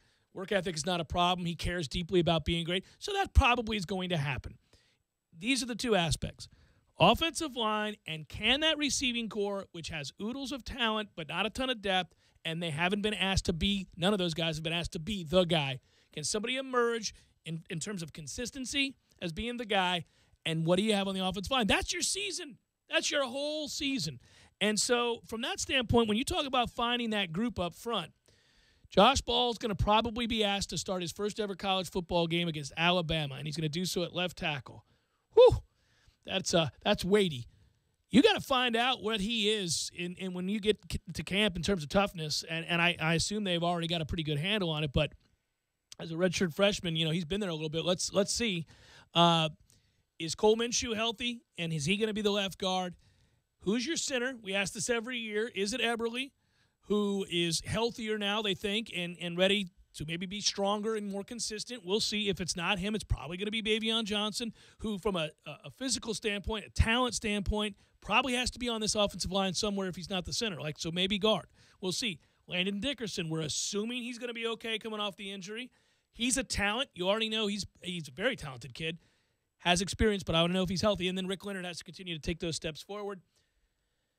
So behind him, it's Derek Kelly, it's Brock Rubel. But what's the alignment? 5 across. I think that's really, really important, because you got to know if you're 3 drives in and somebody's not cutting it, how do you shuffle them to make, the next best 5? Because, if you want to get the next best 5 because your left tackle isn't performing, that could make the move such that 2 guys come off the field. You know what I mean? Because your right guard has to go play left guard, and your left guard has to slide out to tackle, but now your second best right guard is actually, not on the field, and you know what I mean? So I feel like it's not just about the starting 5, which we all want to know because we haven't seen a continuous offensive line in spring, and we know who the candidates are, but we don't know the best at the same time on the field. But they've got to know more than that, because this is attrition. This is what attrition looks like this first month of the season. Wouldn't it be weird, too? Because, do you think Rick Leonard would make the shift from right tackle to left tackle? Because if that happened, if Josh Ball's not getting it done, and you decide, okay, well, we got to do something to protect DeAndre's blind side, we're going to move Leonard over there to left tackle. Who you put in the right tackle? Well, Derek Kelly's played it. Yeah. Well, what does David Hale know? Because he listed Dickerson as a tackle in his ballots. Well, and that's the other thing is that there may be the shuffling that you see every year once 2-a-days start. I would imagine that there's going to be a lot of the shuffling that you're talking about for the very reason that you're talking about. They've got to figure some things out, and these aren't set in stone. These guys aren't set in stone. Now, here's the good news. On 2 fronts, and we got to make way for an interview here in a second, but this is all part of that group. A lot of these guys are part of that group that was the heralded offensive line class that we had been dying for, waiting on, and then finally arrived, right? So these guys, talent's not supposed to be the issue. Experience in some cases might be. Overriding size if they're young and strength might be. But talent isn't the issue. And, oh, by the way, the other piece of good news while we're talking offensive line, they are really doing a good job of snagging commitments right now from elite offensive linemen. They've got, 3 blue-chip kids coming in. They just got a center who everybody loves. There's your center. Hey. And at IMG, who a lot of people down there think that's their best lineman. That guy's got a nastiness to him. Yeah, could it be that Bavion and Baselli and this kid start a wave where we can worry about something else then? Yeah, well, I just figured you wanted reason to smile. I mean, maybe he's in that, I don't know, that Alabama-style weight room training area, the back room. You got to do what you got to do. Hey, do it. Trying to win some damn football games around here, Alec. Dabo Swinney is the head coach at Clemson. He won a national championship last year, and he joined me at the ACC Kickoff. You'll hear that interview next.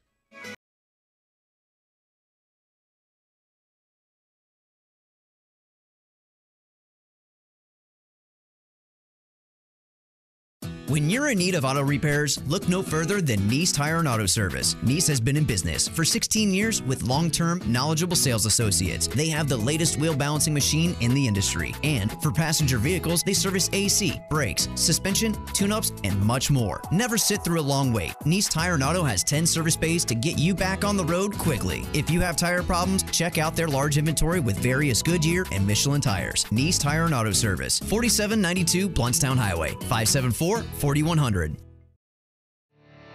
You can tell a lot about a tractor by its warranty. That's why Mahindra makes the toughest tractors on earth. With steel, not plastic. Backed by the industry's best limited powertrain warranty, period. Not 5 years, not 6 years, but a full 7 years on select models. No wonder the other guys are green with envy. No money down, 0% interest, and no payments until July. Available at TNT Supercenter. I'm talking tough, like a state of mind. Tough, like a soldier on the front line. Tough when it gets rough, like my Ford truck. Always enough, I'm talking tough. Franklin Spring Creek Ford, the place to find your next truck in southern Georgia. I'm talking tough. Hey y'all, we're Chris and Preston from Low Cash. Head to Franklin Spring Creek Ford and see them about all of your vehicle needs. The world and save a lot of money on your plane tickets. We'll even save you money with cheap travel deals on hotels, rental cars, even complete travel packages. So don't book your tickets until you call us first for the absolute cheapest prices on U.S. and international airline tickets and hotels. Call right now for prices so low they can't be published. Travel experts are here 24/7 to help. 800-298-5783. 800-298-5783. 800-298-5783. 800-298-5783. Out on the golf course, there are the obvious hazards. There's the pond, the bunker, the rough, the even rougher. Yeah, put me down for an 8. The giant maples.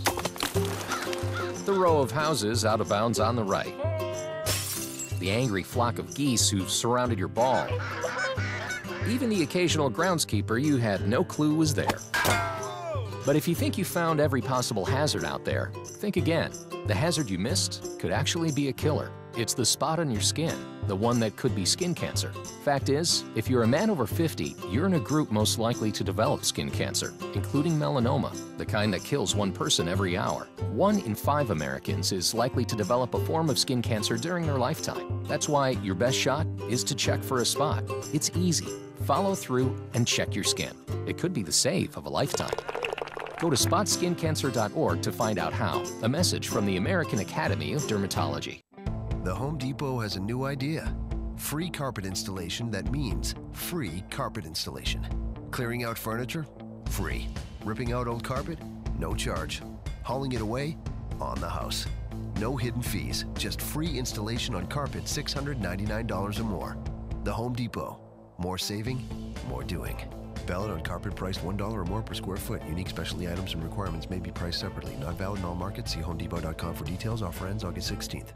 If there's one thing the pros at Advance Auto know, it's parts. Advanced Auto Parts and Batteries. This is Christina. Hi, Christina. I need to change my oil. Okay, currently we have 5 quarts of Mobil 1 full synthetic for $29.99. Great. That includes the filter and $5 off your next purchase of $30 or more if you're a Speed Perks member. Whoa, even better. Thanks. Now at Advance Auto, get 5 quarts of Mobil 1 full synthetic or high mileage motor oil and a Purelator Boss filter for just $29.99. See store for details. Also at participating CarQuest Auto Parts stores. Hi, Chris Kraft for Kraft Nissan in Tallahassee. Thank you for last month and getting us to our quarterly sales objective. But just when you thought it was over, Nissan Corporate has come back to say we're carrying all incentives over again through July 17th. These incentives are crazy big. $3,000 off MSRP on all, not one or some, but all Versa sedans and Notes, Sentras and Frontiers. $4,000 off on all Rogues. $5,000 off MSRP on all Muranos. $6,000 off all Altimas, from the S model to the SL model, all. And $7,000 off MSRP on all Maximas.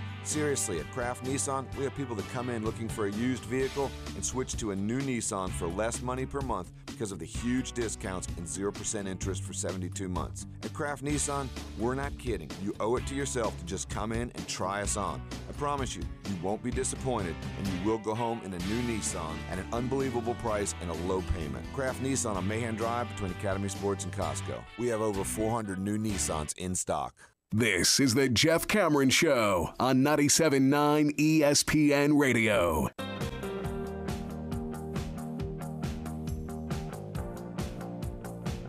All right, welcome back. Jeff Cameron Show, 97.9 ESPN Radio, ESPN Tallahassee at the ACC Kickoff. We're with the national champion head coach, Dabo Swinney, the Clemson Tigers. Coach, congratulations, first of all. Thanks for your time. I appreciate it. Good to be with you. Yeah, good time. Hey, you got to love coming to the ACC Kickoff after winning a national championship. Good time to reflect on that and then look ahead. I know you're always talking about looking ahead. Yeah, absolutely. I always enjoy this because I know that means football season is back, and that's my favorite time of year is the season and just, the new journey and the new challenges. But, it's fun because, you get to kind of answer questions and revisit a little bit on things that happened last year, and obviously we had a great season, but it's also fun to start focusing on this team. We turned the page back in February as a staff and as a team, but now I think the media and everyone, we can start moving forward on who's actually going to comprise this year's team, and I think we got a good group that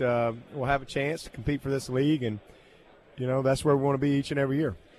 What are the challenges coming off of a national championship victory? Obviously, we know the loss is you lose one of the greatest quarterbacks in college football history, let alone in Clemson history, just an outstanding young man, a great player. And you lost great players along the board, but you recruited exceptionally well. So you got talent.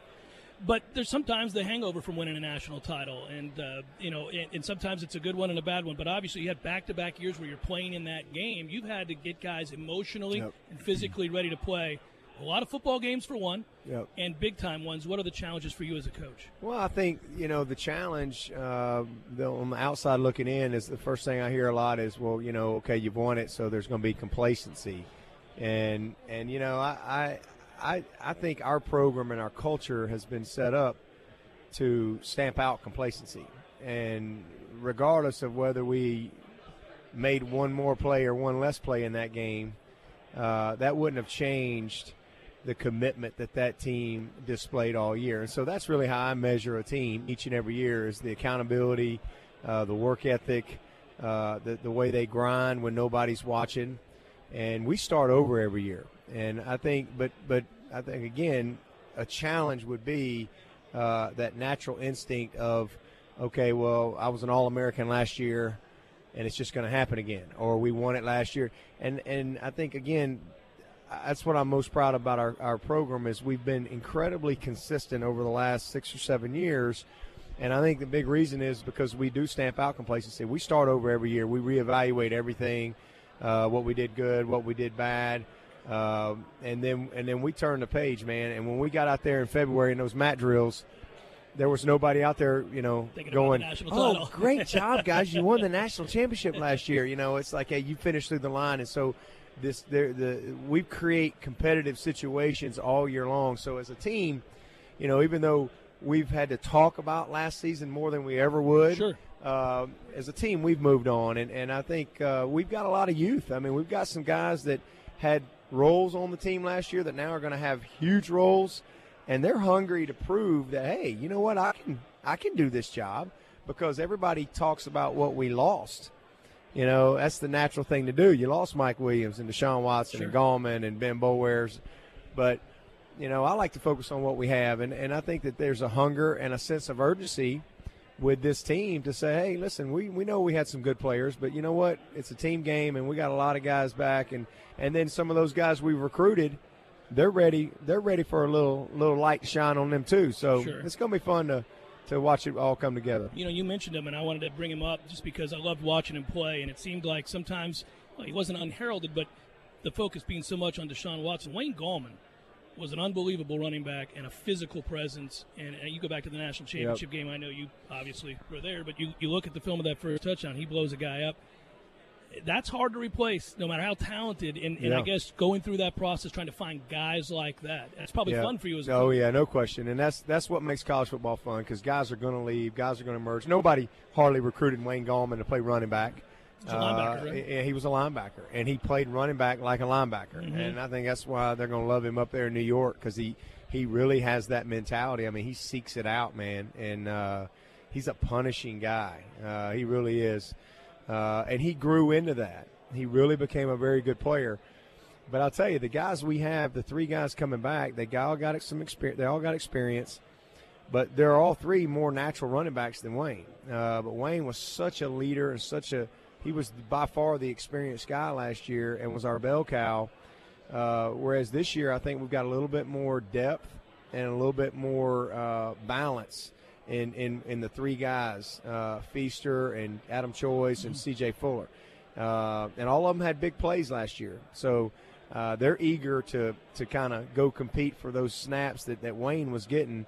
But it's definitely, you know, it's tough on paper when you say, oh, God, we got to replace Deshaun, we got to replace Wayne. But I like the guys that we got in camp. And I think, you know, about midseason or so, instead of talking about Wayne, we'll be talking about those guys that we do have. We're talking with Clemson head coach Dabo Swinney. I'm curious. The only time I'll ask you about a quarterback question. Probably tired of it. Probably tired of it, right?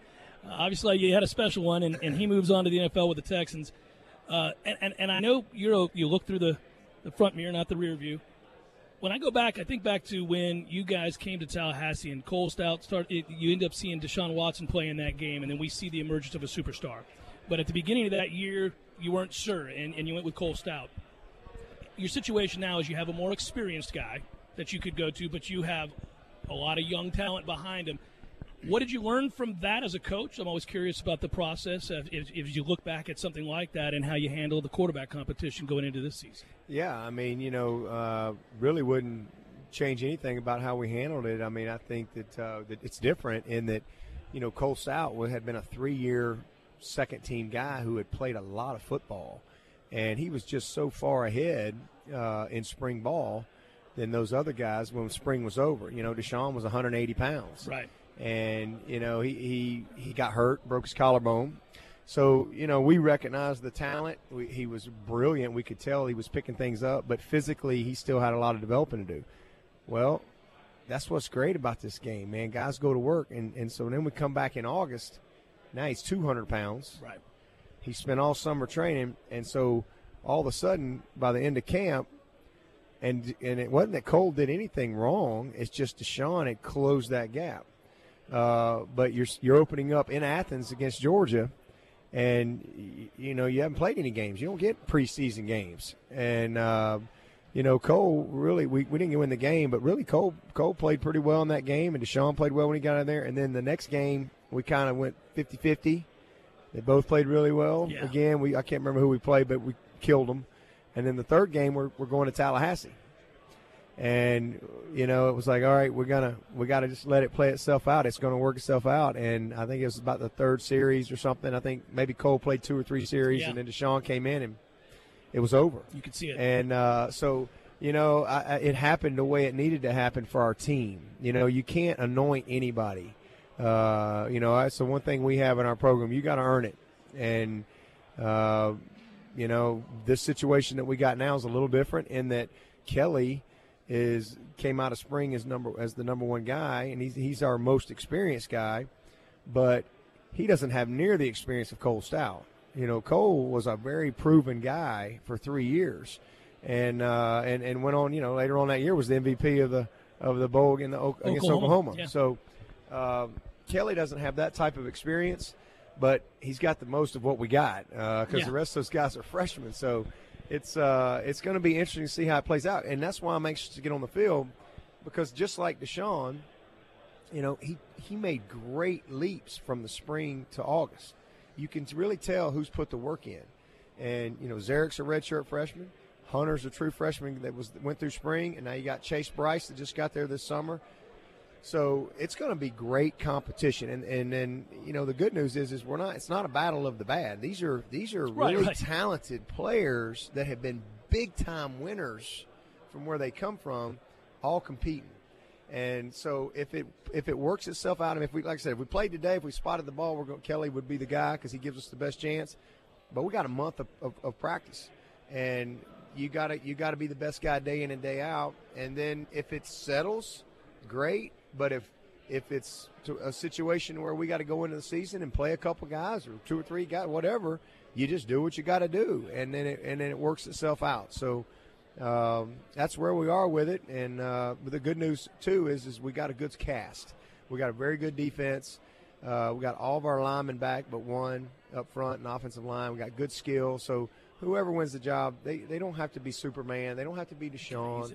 They just got to, execute our system and don't make mistakes and things like that. But it's all going to play itself out. And it's going to be fun to watch. I don't have any doubt this time next year I'm going to be getting some different questions. Well, I appreciate the questions you took today, and it was appreciate great talking to you. Take care, Coach. Thank you. All right, appreciate it. Dabo Swinney, head coach at Clemson, joining us here at ACC Kickoff. We'll be back with more Jeff Cameron Show, 97.9 ESPN Radio in a moment. When you're in need of auto repairs, look no further than Nice Tire and Auto Service. Nice has been in business for 16 years with long-term, knowledgeable sales associates. They have the latest wheel balancing machine in the industry. And for passenger vehicles, they service AC, brakes, suspension, tune-ups, and much more. Never sit through a long wait. Nice Tire and Auto has 10 service bays to get you back on the road quickly. If you have tire problems, check out their large inventory with various Goodyear and Michelin tires. Nice Tire and Auto Service, 4792 Bluntstown Highway, 574-4100.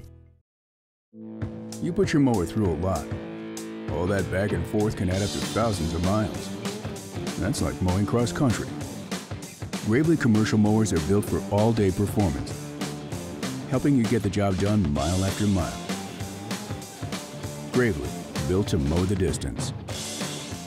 Get your Gravely motor only at TNT Supercenter, your one-stop shop for work or play. 14585 Highway 19 South, Thomasville, Georgia. TNTSupercenter.com. I'm talking tough, like a state of mind. Tough, like a soldier on the front line. Tough when it gets rough, like my Ford truck, always enough. I'm talking tough. Franklin Spring Creek Ford, the place to find your next truck in southern Georgia.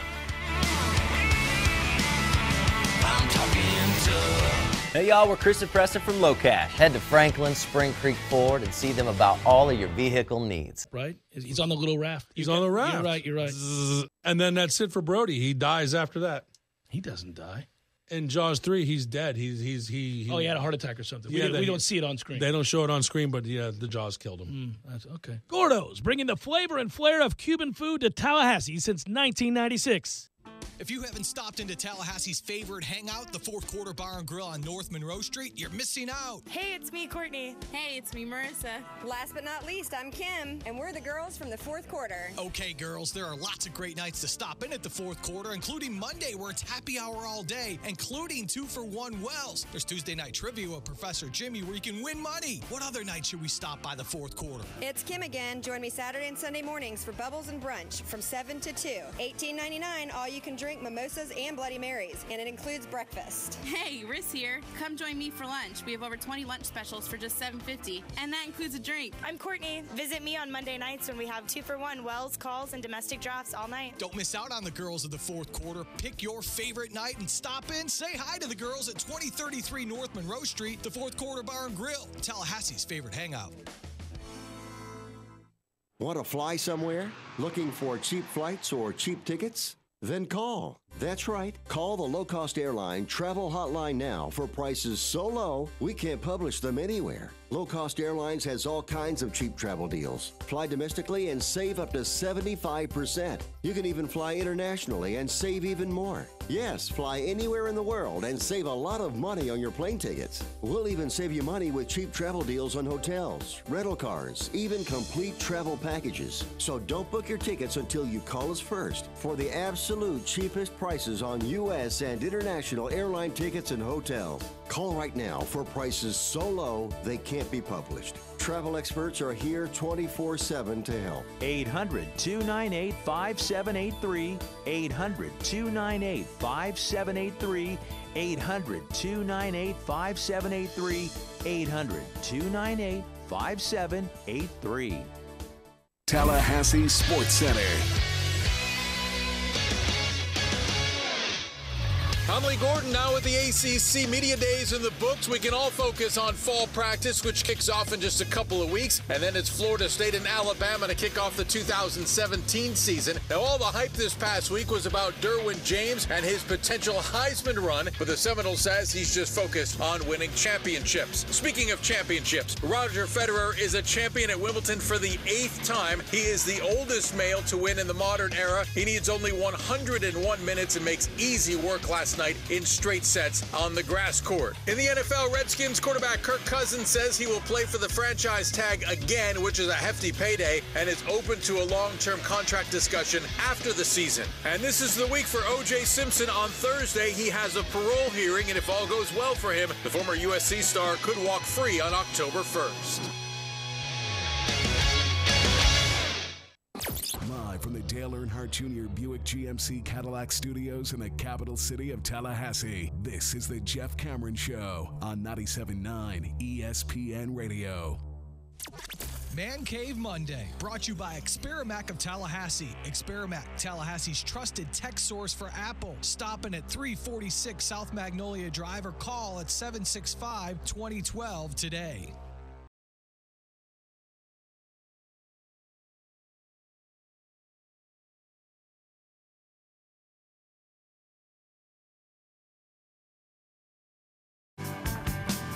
Well, as you can see, that was pleasant enough. We got along swimmingly. Did Dabo Swinney and myself. That was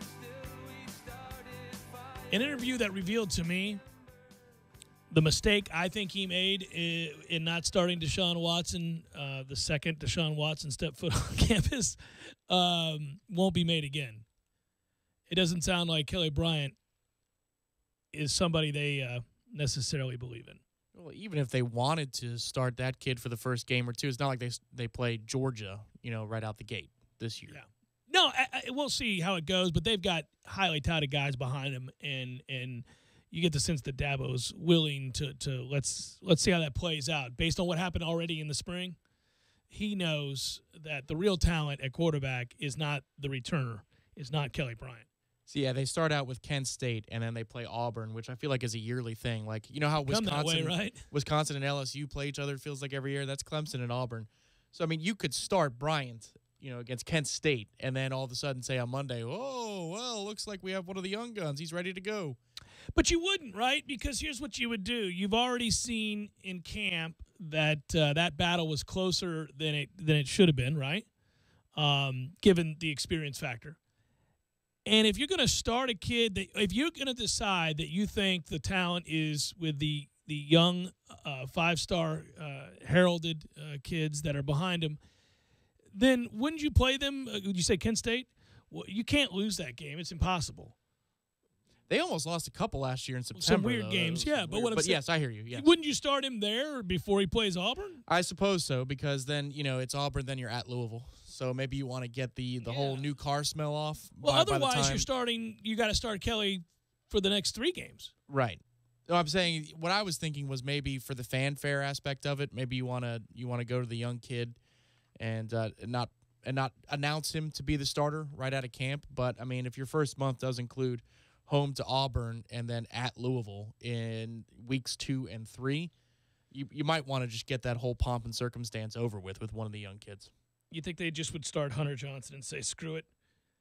By the way, I was looking. I wanted to double check this. I got the media guide here from Clemson. They only have 4 returning starters on offense. So, now luckily for them, a lot of that's on the offensive line. But I just was thinking to myself, if you play Kent State, Auburn, Louisville, now you got BC, Vatech, Wake, Syracuse, Georgia Tech all in a row after that. I mean, I don't know what the expectation is.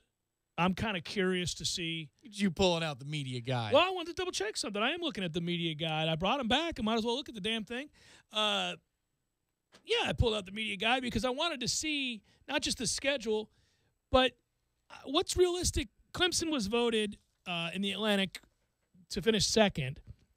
Florida State got 121 first-place votes. Clemson got 37. Next closest was Louisville with 9. Now, they don't go by votes. They play the games. I got you. But when you lose that many returning starters and the program's best quarterback, I don't know how realistic it is to expect that you're going to be in the college football playoff the next year, right? So now they wouldn't say that in an interview, and you wouldn't talk about that publicly. But if you're a realist, if you're pragmatic, you're playing to get Clemson back in the college football playoff about a year from now as you rebuild a little bit. And everybody has to go through it. It's just a process. We did. Everybody does. Even if you recruit exceptionally well, usually. Most teams, unless you're named Alabama, just don't find themselves in the playoff every freaking year. But you want to expedite the process.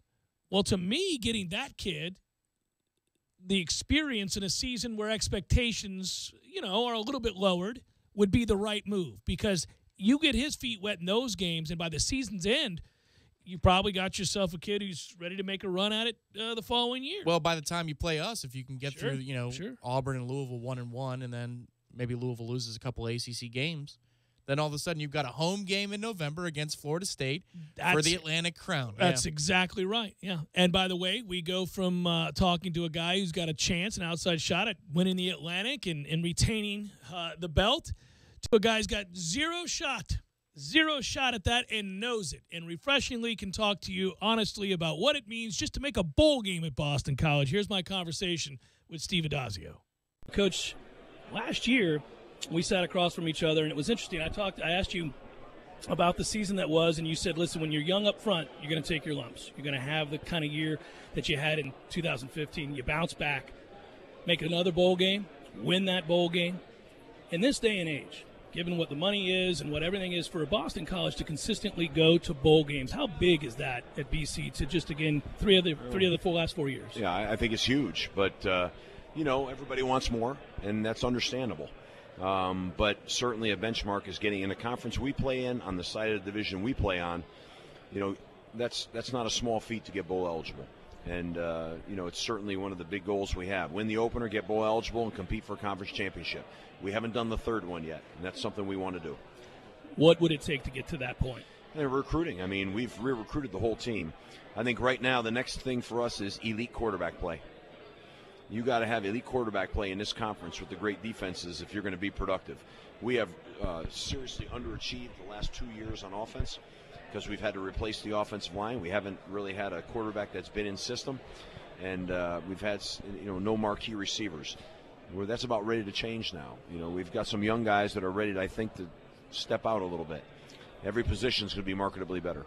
Well, and you've been able to rely on a great defense, though, time and again. Yep. And so if you get just a marginal step forward on offense, right, you're talking about instead of 7 wins, 9 wins, 10 wins, and being in that conversation for the division, perhaps for the ACC championship. I think the quarterback play is one of the big things that has to be elite to do that. A couple of years ago, my first 2 years, we had a great back in Andre Williams who were pretty good on offense. The second year, we were really good on offense. We had Tyler Murphy. Yeah.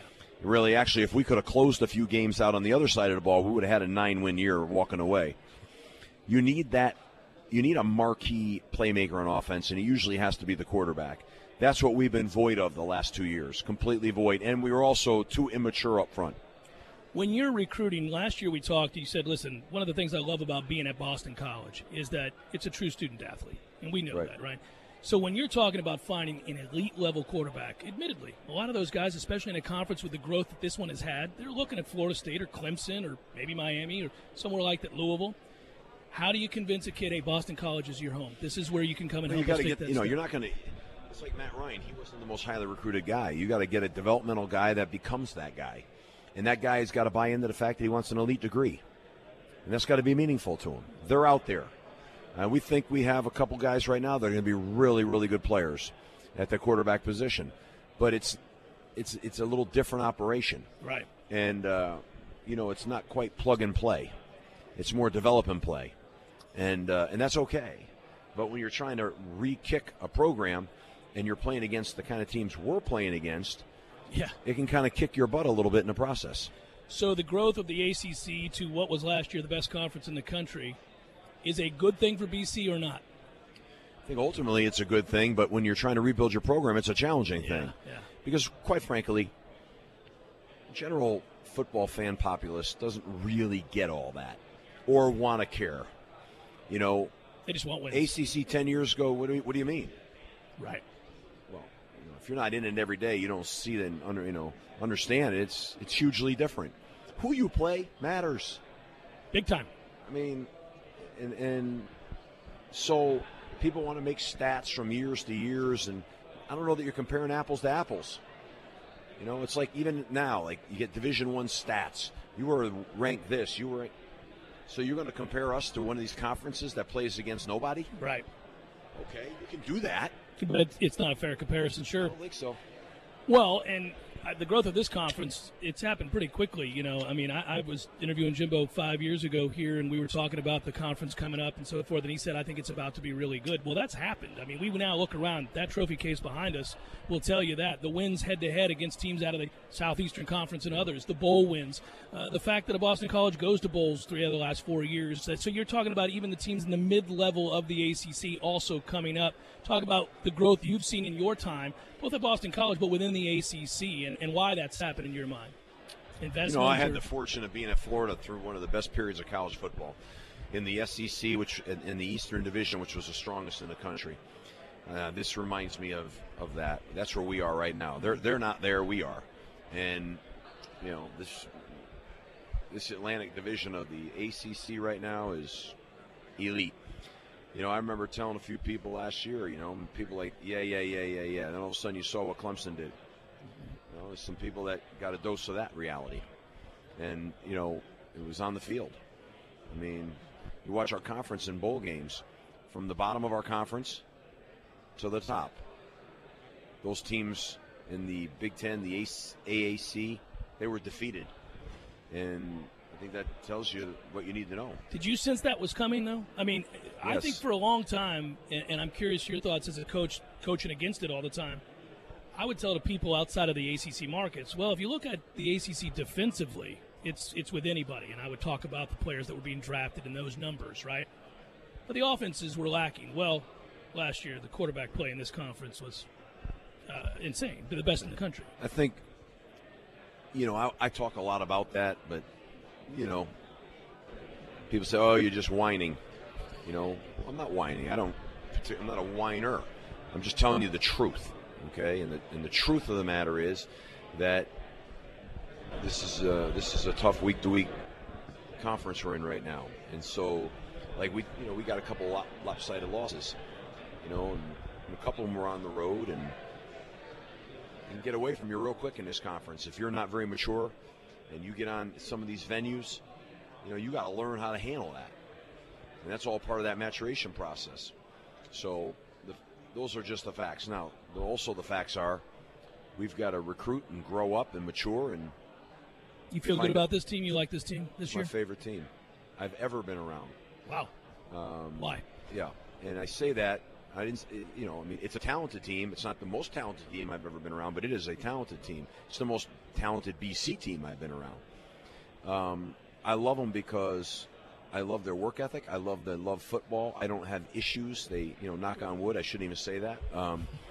But, every day I come to work with a big smile on my face because these guys love ball and they love to work and they're just fun to be around. And I think they're ready to step up on a big platform and compete the way you have to. And that process on offense the last 2 years has taken us 2 years to get back. First 2 years we were pretty good. Yeah. We had a good offensive line. The defense wasn't where the offense was. Then the defense became dominant, and then the offense wasn't. I'm hoping we can kind of blend this thing together a little bit now. Hey, Coach, thank you so much. Thanks for your time. I appreciate it. Coach Steve Addazio of Boston College. We'll be back with more Jeff Cameron Show, 97.9 ESPN Radio in a moment. When you're in need of auto repairs, look no further than Nice Tire and Auto Service. Nice has been in business for 16 years with long-term, knowledgeable sales associates. They have the latest wheel balancing machine in the industry. And for passenger vehicles, they service AC, brakes, suspension, tune-ups, and much more. Never sit through a long wait. Nice Tire and Auto has 10 service bays to get you back on the road quickly. If you have tire problems, check out their large inventory with various Goodyear and Michelin tires. Nice Tire and Auto Service, 4792 Bluntstown Highway, 574-4100. You put your mower through a lot. All that back and forth can add up to thousands of miles. That's like mowing cross country. Gravely commercial mowers are built for all-day performance, helping you get the job done mile after mile. Gravely, built to mow the distance.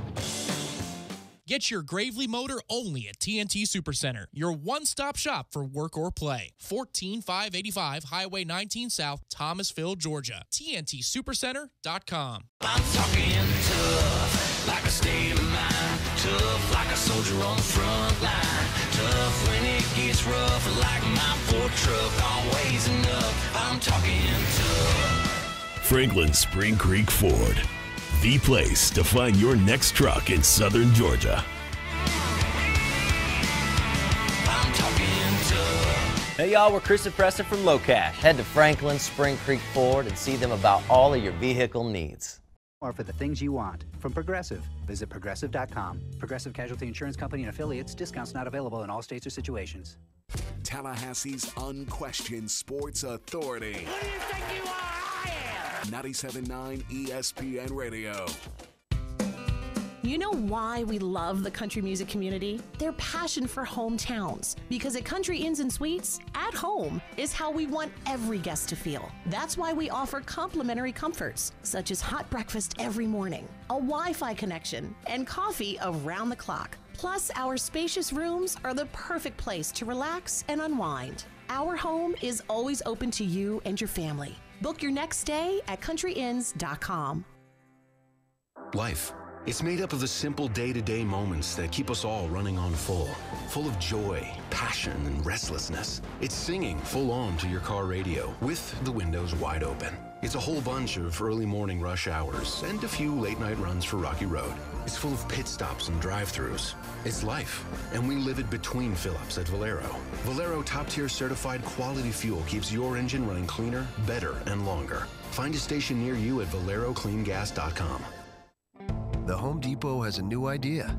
Free carpet installation that means free carpet installation. Clearing out furniture? Free. Ripping out old carpet? No charge. Hauling it away? On the house. No hidden fees, just free installation on carpet $699 or more. The Home Depot. More saving, more doing. Valid on carpet priced $1 or more per square foot. Unique specialty items and requirements may be priced separately. Not valid in all markets. See HomeDepot.com for details. Offer ends August 16th. If there's one thing the pros at Advance Auto know, it's parts. Advanced Auto Parts and Batteries, this is Christina. Hi, Christina. I need to change my oil. Okay, currently we have 5 quarts of Mobil 1 full synthetic for $29.99. Great. That includes the filter and $5 off your next purchase of $30 or more if you're a Speed Perks member. Whoa, even better. Thanks. Now at Advance Auto, get 5 quarts of Mobil 1 full synthetic or high mileage motor oil and a Purelator Boss filter for just $29.99. See store for details. Also at participating CarQuest Auto Parts stores. Do you like apps? Yeah. The all-new WTSM app. How do you like them apps? Download for iPhone or Android today. Hey, Dad, did you see me make that last play? We're unstoppable this season. Yeah, you're doing great on the field this year, but how'd you do on your test today? Well... Hi, I'm Lance Davis. Let Engaged Academics be your answer to helping your athlete balance their academics and athletics. Visit engagedacademics.org for more information. That's engagedacademics.org. Broadcasting live from the Dale Earnhardt Jr. Buick GMC Cadillac Studios. This is 97.9 ESPN Radio, WTSM, Woodville, Thomasville, Tallahassee. Tallahassee Sports Center. I'm Lee Gordon. Now with the ACC Media Days in the books, we can all focus on fall practice, which kicks off in just a couple of weeks. And then it's Florida State and Alabama to kick off the 2017 season. Now, all the hype this past week was about Derwin James and his potential Heisman run, but the Seminole says he's just focused on winning championships. Speaking of championships, Roger Federer is a champion at Wimbledon for the 8th time. He is the oldest male to win in the modern era. He needs only 101 minutes and makes easy work last night in straight sets on the grass court. In the NFL, Redskins quarterback Kirk Cousins says he will play for the franchise tag again, which is a hefty payday, and is open to a long-term contract discussion after the season. And this is the week for O.J. Simpson. On Thursday, he has a parole hearing, and if all goes well for him, the former USC star could walk free on October 1st. Live from the Dale Earnhardt Jr. Buick GMC Cadillac Studios in the capital city of Tallahassee, this is the Jeff Cameron Show on 97.9 ESPN Radio.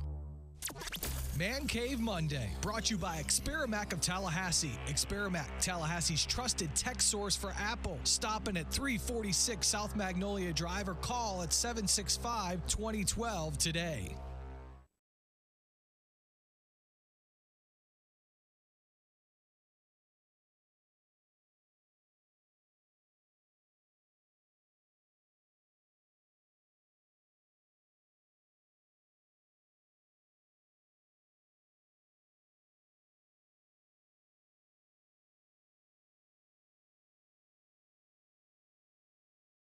Final hour of the Jeff Cameron Show, at least for today. Great to be back with you after a productive run at the ACC Kickoff in Charlotte. We've littered the show today with a lot of the audio that I gathered there in Charlotte. More of that this hour, and hang in. I'll get to it momentarily. I'm Jeff. That's Tom. He, too, back from vacation. Good times. We're online, ESPNTallahassee.com, where you go to listen live via the streaming free always.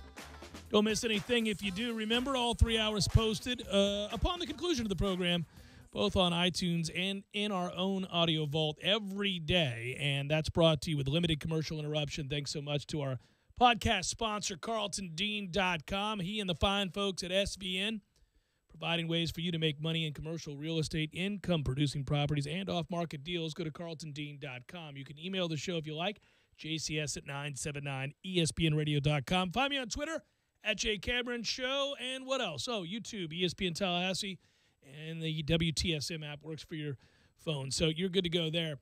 Lots of ways to keep up with the show. And you may have missed stuff today. I understand. We're all getting kind of back in the swing of things. But we have Jimbo Fisher this hour. Had him in the 3 o'clock hour. But we always like to replay the Jimbo Fisher interviews for those of you kind of getting out of work, jumping in your car. We'll do that here momentarily. Talk to David Hale from ESPN.com college football. Covers for ESPN all of the college football scene, but tends focus on the ACC. We caught up with each other at the ACC Kickoff, and he was kind enough to sit down, and we kind of talked about all things ACC.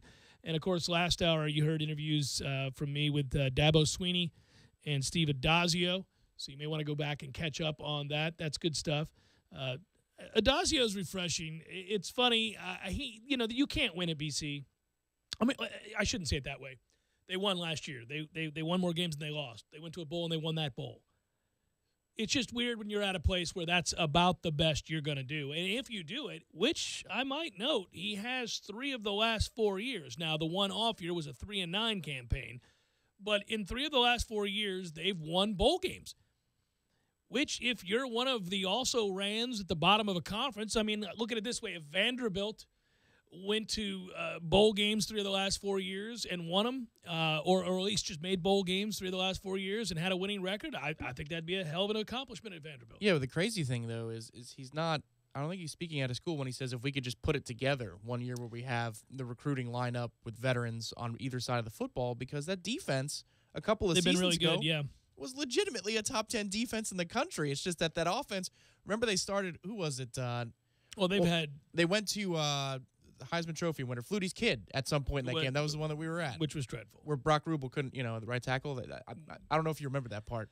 I remember that part well. The guy that abused him is one of the elite defensive ends in all of college football and is scheduled to have a great season this year. But you're right. But then they had, like he was talking about, Tyler Murphy and Andre Williams, and they're the ones that ran for 500 yards on USC. Me and Bomani Jones had a hearty chuckle talking about Boston College running for 500-plus yards against USC. Yes. I mean, so if you look at some of the accomplishments and you're a realistic Boston College fan, you go, well, I mean, who's better than this guy for us right now? I mean, what more can we ask for? Well, that's what I mean. I think it's hard. He talked about knowing that, listen, nobody wants to hear that, and nobody wants to be aware of all the mitigating factors that won't allow for you to succeed at an elite level at BC. But he also stopped short of saying it was impossible because you don't want to leave people bereft of hope. And then I think, if everything worked out in a given year, well, when FSU was down and out, as I used to joke about, drunk in the gutter on a Tuesday night, and Wake Forest beating them 30-0, and Clemson was down at that time. Everybody in the ACC who was anybody was down at that time. BC rose up and made the championship game. And, that's ridiculous. But they did. And we've seen Wake do that. I mean, that's happened, right? I mean, so once in a blue moon, if all the factors are right, you might be able to put an epic run together. The problem is I think they're that in perpetuity. I think the best, because you can't reload. So the scenario he's describing where he's dangling the carrot, which he has to do, and I think he has to convince himself of that too, is a scenario that I think in best case, you're just always in. 1 year your defense is pretty good, maybe it's great even, but your offense is lacking and you can't win games and you lose to Florida State 14-7 or whatever that was. Like if you have a down year on offense or defense, it's not like a no, you can't move the ball. You can't move the ball. You have to win with field position, hope to cause turnovers, get a little lucky, something. Yeah, you can't move the ball. But when they have a good year, when they have a great year even maybe, your defense is down and you lose games 45-32 or something. I just don't think at places like that you really can ever marry the two. It just, you don't have enough stockpiled talent to be able to find a year where they coincide every once in a blue moon. But listen, again, the self-awareness there is fun and refreshing. Most coaches won't reveal that. He's not going to get on the air with me and say, listen, Jeff, I think we're probably going to suck this year. I am at Boston College. You know that and I know that. For us, if we could win 4 or 5 games, I'd be really happy. He's not going to say that, and he shouldn't say that, and he shouldn't think that way. And in truth, the fact that they went to a bowl game and won it last year, that's a great season for Boston College. If you're the ACC, if you just put on the ACC cap for a moment, I think you do this at all the Power 5 conferences. It could be the SEC or the Big 12, whatever it might be. You've got your 3 or 4 also-rans that are just not going to be able to recruit. They haven't invested. They don't have the facilities or the infrastructure. They're not the cachet built up over 100 years of playing football. They're not all in. So, Kentucky or Vanderbilt, schools like that, I don't think you go into those seasons expecting to win a national title. You just say, hey, if they go bowling, if those teams make it to a bowl, just like if Duke or Wake Forest or BC make it to a bowl, it's a great year for your also-rans. It's a great year for your middling to subpar teams. Yeah, can you get one of those landmark upsets? That's your Super Bowl, is can you beat a Clemson or a Florida State and then, get to a bowl and win a bowl? That's a nice season. And Vandy's a great example of that to me because Vandy for a long, long time, even before Franklin got there, their defense would always be they'd have really, a good defense, really good. And I remember the Florida game, if they went up to Vandy, always was interesting, at least for 3 quarters. Well, Jay Cutler had him beat down in Gainesville. Yeah. And it just didn't happen. They lost, I think, in overtime. But how many years did we see, a Florida team that was a top 10 team, and I was always keeping an eye as a kid in the 90s, and you'd say, all right, well, they're going to beat the brakes off Vandy could score 17, then maybe they're going to win this game. But they were just so loaded on one side of the football and not the other. But that's kind of like how BC is. And, remember that the Friday game, we scored a defensive touchdown in that game. Yeah. To push it to a 2-score win. That opening drive touchdown. Well, you're going back to a tough situation at quarterback for Florida State. But and he actually played well that game, avoided a sack in the end zone. He did. And That would have been their only score of the game. Mm-hmm. But damn, man, we score on the opening drive, and once we get off a script, we don't do a thing the rest of the entire evening. That Boston College could rise up and do that on a given Friday night. That was a very in that good case. defense, yeah. You can't ask for much more. What I'll tell you, though, is that game, the one you're describing, and that was a Jalen Ramsey defensive touchdown. Yeah, scoop and score. Scoop and score. and then the opening drive went right down the field and scored as we were getting to our seats. Yeah, it looked like, this is going to be easy. Boat race city. Now, at the same time, 7-0 felt like 49-0. Because they couldn't get across midfield. No. But what I'll tell you, though, is that game, and I do apparently remember the details of that game, and we weren't blasted or anything like that. I'm not trying to infer. No, just that it's a Boston College Florida State matchup. It will always be the game that I've never had to pee worse in my life than going into the stadium for that game, trying to get to a place to go to the bathroom, riding that damn train out there to try. Oh, on the train. I have never in my poor soul. I thought I was going to cry. I mean, it takes a lot, but I thought that's it. I'm going to weep. I can't or burst. Yeah, I thought you were going to insult some people around you, just because you had no choice.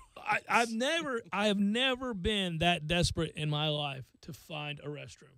How many stops do you think that train made on the way to Chestnut Hill? Well, first of all, I thought it was going to be, what they say, like 18. There was something ridiculous. Well, I got on and I think I said to the girl, what do we got, 7 stops? And she goes, oh, it's like 18. 18, huh? Oh, my God. I really felt like weeping. There should have been a camera on me.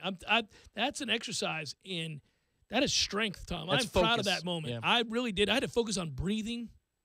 I had to fix my eyes on something and just lock in. It was sort of a home. Yeah, we went to a Dunkin' Donuts, and I bought a pack of gum while we went in just so we could say we were customers for a second. I'm still angry about that. It was ridiculous. And then Belichick thought it was a good enough game and to catch. Belichick pulled right up in front of us, which was great. And that was a sweet ride. I can't even remember what it was. I just remember marveling at that vehicle as he pulled right up. Didn't give a damn about the parking or anything. I don't think certainly he didn't even have a little thing. He just pulled up like they understood. Oh, it's Belichick. What are you going to do? No, the security guy said, oh, my God, it's Bill Belichick. The security guard, is the greatest night of my he life. was stunned. He's like, that is Bill Belichick. You got to be kidding me. Yeah, so that was great. All right, so the point of all that is today's our day to catch up on all things ACC as we get set for a couple weeks. Practice begins, and we had a good time up in Charlotte. I did a lot of interviews, and you've heard a lot of them today. There's still more in the can that we'll use throughout the course of the week, including a pool interview with Jimbo Fisher that's like 45 minutes long. One other question I had for you that I didn't get a chance to ask it on the phone or this morning, what about the other media types? I mean, I see the way it's voted. I see the way you know, we're favored to finish first in the Atlantic, but it's not a runaway type year. I mean, there's got to be at least some skeptical national types or other market types out there. Well, Florida State received 121 first-place votes to Clemson's 37. So at least in terms of first-place votes, it wasn't close. But, total points, I see what you're talking about. I can see where well, the votes are one thing. It's like, who else are you going to vote for in this circumstance? But I think both sides did that. I think you could say the same of the Coastal. One talking point has been, and Miami fans have pointed this out to me, and they post it, and they talk about it a lot. I think they know where it comes from. I mean, there's a little bit of, cry wolf here. I mean, we've heard about Miami's rise back to prominence for many a year now, and then the season starts and it doesn't happen. And that doesn't mean it won't happen. It doesn't mean it can't happen. But what happens is we say, enough guys get burned in the press or enough people get burned thinking, well, this is the year they're going to be back. And they vote accordingly, and then it doesn't happen, and they feel like a doofus. And so they just stop doing it, which is not proper logic, but, we're human. It's what happens. You get burned enough times, you're like, well, it doesn't mean Jerry's not telling the truth this time, but I can't trust him. You don't get the benefit of the doubt. Miami's been that way, and that was a talking point up there, that within the ACC, a lot of the reporters and people who cover these teams were saying, I think Miami's being a little victimized to some extent in terms of a lack of trust in a program that has kind of burned us every time we project them to be back up there. But who the hell else are you going to vote for out of the Coastal? Given what Virginia Tech's lost, you can't take Georgia Tech really ever. Even if they are to go on and win it, you don't pick them because that's a weird scenario with their system. Pitt, you going to take Pitt to win the Coastal? I'm not. You're going to take North Carolina with what they've lost? And no, I'm not. It's impossible to ever pick Duke to win anything in football, even when they have great teams or, for them, great teams. And certainly you're not going to take Virginia. Well, and they've won the Coastal. Miami hasn't. No, yet, well, too, all the teams that I just named pretty much have except for Miami. But the point would be you just can't pick anybody else. So Miami did, and it was a runaway. So Miami fans will talk about there's blatant disrespect for them and nobody's trust that Miami's going to be back. Well, 103 first-place votes to the next closest team is 40. I mean, the media picked Miami overwhelmingly to win the Coastal. There are certain years at the ACC kickoff, like 2012, Florida State, 2013, Clemson. I know we did actually, kick their ass when we went up there. But in 2013, in the preseason, it was, they got a senior quarterback. This is their time. Taj Boyd. Yeah, exactly. The one time I could use him and get it right. 2014, Florida State. I just wondered if there was a healthy amount of skepticism, cautious optimism, depending upon what camp you come from, about what Florida State is or is not in the Atlantic and what it is in the college football playoff discussion. Well, I think that the belief is that the ACC will take a step back from where it was a year ago, which was a great and probably best season the ACC's ever had. So I think that was almost universally agreed upon. I think that many believe Florida State's going to be very good, but they don't like, and it's the same thing we don't like, they don't like having overwhelming confidence in a team to project them to the playoff when they play the schedule that Florida State plays this year and they have questions on the offensive line. I feel like you can have question marks almost anywhere other than the offensive line, and people will buy in. They'll say, yeah, sure, they don't have experienced receivers who have stepped up in big moments consistently, but we know it's Florida State. They recruit talent at the position. They'll be fine. I'm just talking about a general mindset. It could be lazy, but I'm just talking about a general mindset. So people will say that, and they'll be like, oh, somebody will emerge. And they'll say the same thing about inexperience at quarterback. Well, Jimbo's put a ton of quarterbacks into the pros, and those guys all end up being pretty good one way or the other, at least from a college standpoint. He'll get something out of a quarterback. But it's hard to pick a team if you've got questions about the offensive or defensive line, just the trenches in general. So I feel like, look, by and large, and you can see this by the vote, people believe Florida State's the best team in the ACC, but they don't think they're a shoo-in. If you're asking about the collective attitude, they don't believe they're a shoo-in to make it to the playoff or anything like that. Because look, if you're of that mindset that I don't think their offensive line allows them to be a guarantee to make the playoff, well, then you can't pick them to beat Alabama. I mean, if you can't block Alabama and DeAndre took too many hits last year and holds the ball too long, how can you pick Florida State when that's your question mark? So that's one loss. Then you would have to say the rest of the year they can't lose another game, or if they do, they're going to need a lot of help. That's tough, man. I mean, this is the debate. This is the debate Florida State fans are having. Yeah. I've asked people on the beat. I've asked you this. We've had this discussion. I think Florida State's defense is elite. Charles Kelly's got to do his job. We'll see. But the talent is elite. I think the talent at wide receiver, whether you're talking about Keith Gavin or Naquan Murray, is good enough. One or both those guys could be stars. I need Auden Tate to get better. We'll see. I think they're very, very good at tight end. Saunders is going to have a good year, and Izzo's already established. So you're good at that position. The quarterback will take another step forward. He was good last year. He has a chance to be a very good college quarterback. It's just, to me, again, do you think they warrant being preseason ranked number one like the USA Today ranked them with offensive line questions? That seems a bit much. I mean, just going by recruiting rankings over the last few years, if you were just going to say, well, there are question marks about the teams at the top, it'll be an interesting college season, well, then you would vote Alabama, Ohio State 1-2. You wouldn't vote Florida State number one. No, I agree. ACC media types can be odd, finicky, and sometimes when you expect them and you go up there, again, they don't cover it close on the ground like we do. And we already know the same beat members because we're all part of the same media market, so I get that. But when you get up there, sometimes you expect them to either say, oh, yeah, absolutely. I second. Florida State is going to be that team this year. Well, and then they don't, or vice versa. So I was just wondering what the temperature was up there. Because the vote is one thing. The vote is about, who else am I going to pick? Yeah. Who has the highest probability of doing it. But that doesn't actually talk about how you believe things are going to shake out. Two things emerged that I thought were interesting talking points. What is NC State, and what happens to Louisville this year? Those were the two most intriguing, besides, is Miami finally back? Get that out of there.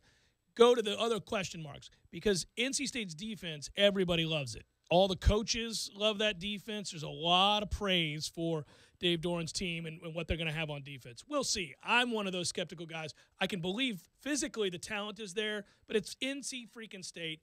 We'll see. But that question, and then the way Louisville's season ended last year with a resounding thud after such an electrifying start. People want to know what Lamar Jackson is besides immensely talented and the reigning Heisman Trophy winner. What does that offense look like? What does he look like? Does he progress as a passer? How does Petrino call it, et cetera? Do they truly try to get him to conform to being more of a pocket passer? Because I said in the first hour, I think that's lunacy. I wouldn't do that. You've got a lethal weapon in that kid. But that was their talking point. And then what is their defense? Yeah, have they been figured out some? And so those were more intriguing conversations to me. All right, so when we come back, we'll do the Jimbo Fisher interview that we ran in the 3 o'clock hour. This is Coach Fisher and I talking up at the ACC Kickoff in Charlotte.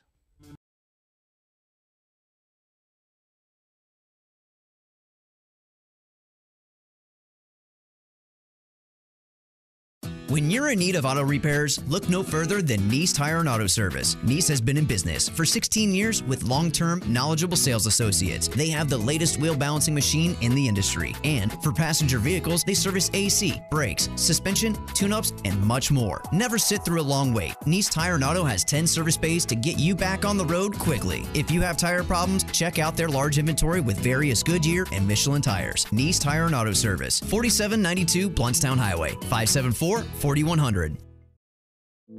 You put your mower through a lot. All that back and forth can add up to thousands of miles. That's like mowing cross country. Gravely commercial mowers are built for all-day performance, helping you get the job done mile after mile.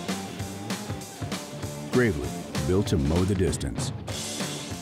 Get your Gravely motor only at TNT Supercenter, your one-stop shop for work or play. 14585 Highway 19 South, Thomasville, Georgia. TNTSupercenter.com. I'm talking tough, like a state of mind. Tough, like a soldier on the front line. Tough when it gets rough, like my Ford truck, always enough. I'm talking tough. Franklin Spring Creek Ford, the place to find your next truck in southern Georgia.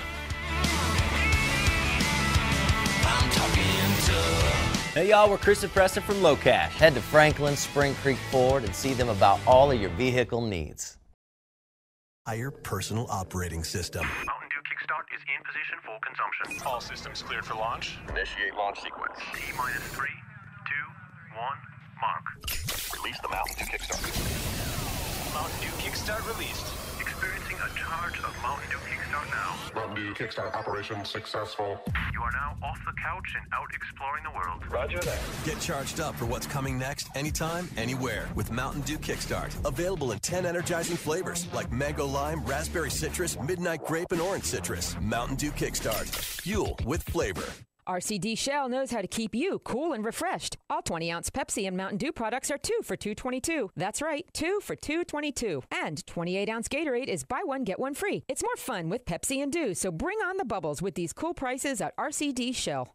Might I suggest the chicken taco salad from Bandito's Burritos, my friend? So your AC is on the fritz? Call Barano Heating and Air Conditioning for help, day or night. Turn to the experts at Carrier and Barano Heating and Air, 580-4029 or BaranoAC.com. Florida license number CAC 057652. Tree Service, we go out on a limb for you. Hey, this is Clay Culpepper with Miller's Tree Service. Summertime is here and storm season is right around the corner. We offer free consultations with a certified arborist where we meet with you and advise you on which trees are healthy, diseased, dead, or ones that may need trimming or even removal. Miller's Tree Service, we go out on a limb for you. Give us a call at 894-TREE. Parker Brothers Roofing says don't play games with your roof. Protect your home and your family. The Parker Brothers tell you the truth. We'll fix your roof, 'cause it's what we do. With quality, integrity, and pride. Parker Brothers Roofing, professional every time. Stay safe and dry inside.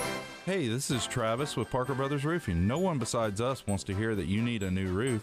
It's one of the biggest home improvements you have to make, and Parker Brothers Roofing understands. We now offer financing for 0% over 60 months. Yes, that's 5 years. Call us today for 5 years interest-free financing on that new roof. 656-8112. That's 656-8112, or go to parkerbrothersroofing.net. Parker Brothers Roofing, professional every time. Stay safe and dry inside. License number CCC 049350.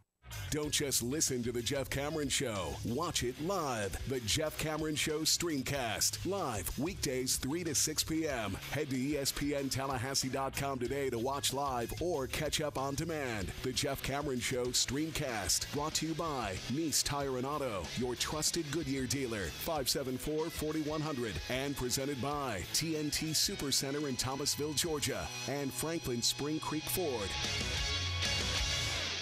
I have known for some time now that some insurance companies are not exactly being truthful with their customers, stating such things as if you do not use one of their approved body shops, they will not guarantee the repairs, or it may cost you more out of pocket. Here at Lisa's Paint and Body Shop, the work we do is guaranteed for as long as you own your vehicle. Lisa's Paint and Body Shop, 385-2665. License number MP46050. This is the Jeff Cameron Show. Jeff Cameron Show on 97.9 ESPN Radio.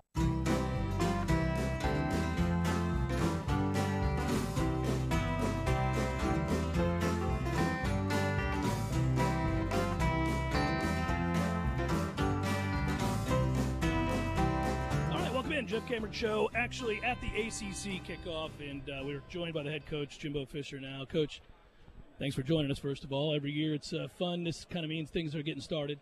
I guess talk a little bit about the offseason. It was an interesting year last year. The season kind of started off with a lot of surprising things, and then righted the ship, won 7 of your last 8, had a big bowl win. Do those things carry over? What was the meaning of the win in the Orange Bowl? Carrying over, each team has to have its own personality and identity and let that carry. But what is the learning experiences? What carries over is the failures of success of whatever you learn from. And you have to you re-examine those, you present those issues to your team, and you do it in the offseason. You remind them of that. You do it in the season coming up, and you learn from everything, good or bad, that happens to you. And that's where I think the carryover comes from. As a coach, I'm thinking back, it was after the 2013 National Championship, you mentioned that you thought that they wanted to be elite. They revealed that to you day one. Can you know that in the moment and, I guess, apply that to this team? What do you know of this team? Or do you have to wait till practice begins and you kind of get a feel? I still think you have to feel, because you understand something. You just incorporated 20 new players. Right. See, everybody, you forget, now freshmen play a bigger role than they've ever played. They're going to be a significant part of your team. You have to, because you have so many guys that go 3 and out. You have the impact of guys in the future of it. So I think that evolves. But what you do is you build the qualities from January to June of the qualities that group is going to set forward. And what those freshmen are going to do is exactly what those guys allow them to do, and what they have done in the office. The first 6 months, I've been very pleased. I saw a group that I think was hungry, that understood, and almost like as I say, a light bulb goes off, where you look at something and you say, you know something, I get this now. And there's a moment in that whatever you do, there's a learning curve. And you say, and then all of a sudden you realize, I can do this, I got the ability to do this, I understand what you want. And it clicks, and every team has that. That team got that. I think it carried over now. I think everything I'm hearing now from what's going on in the summer with these freshmen, they have been outstanding from what I've understood, from conditioning, coming in ready. And I think this group set a standard for them, and because the communication now is so good, and I think they're evolving into that. So we'll see as it goes, but I feel good about this team, probably as good as I have in a while. Yeah, last year you told me that you thought, man, athletic for days. We know that you recruit so well. But then when practice started, you started telling the press after each practice, we can win, we'd look great in a photo shoot and we can run and jump, but I'm not sure we're tough enough yet. And then that carried over into the spring this year where you said you were hell on them. You got to develop it. Today's culture doesn't allow it. Right. We don't allow practices like we used to practice. We don't live like we used to live. As a kid, I remember the things I had to do before I could even go play with a friend. Right. There was 4 hours of chores, and that was on a bad day. I grew up on a farm, but we don't incorporate that. And I think incorporating that into these kids, I think, is a constant building process, whether you're trying to do that at the same time, stay safe and not injured at the same time. How do you do it? It's a fine line to walk. Yeah, and they don't allow you to do as much. No, they don't. They don't. And at the end of the day, this game's got pads and helmets. And you got to find ways to incorporate that or recruit those types of kids that have that already built in them, which is even harder, too. I guess carry that over to what's going to be as physical a game as you'll play against Alabama. Mm-hmm. How do you ride that fine line that you mentioned? You got to know that they're physically tough enough to block a team like that, to line up and play smash mouth if you have to, and also to protect the quarterback and throw it around the lot. And at the same time, because it's such a physical group of teams you play early on their defensive lines, when we're talking about Miami and NC State, great defensive lines there, obviously Alabama, What, I guess as a coach, how do you approach it? Well, I think, first of all, it's mindset.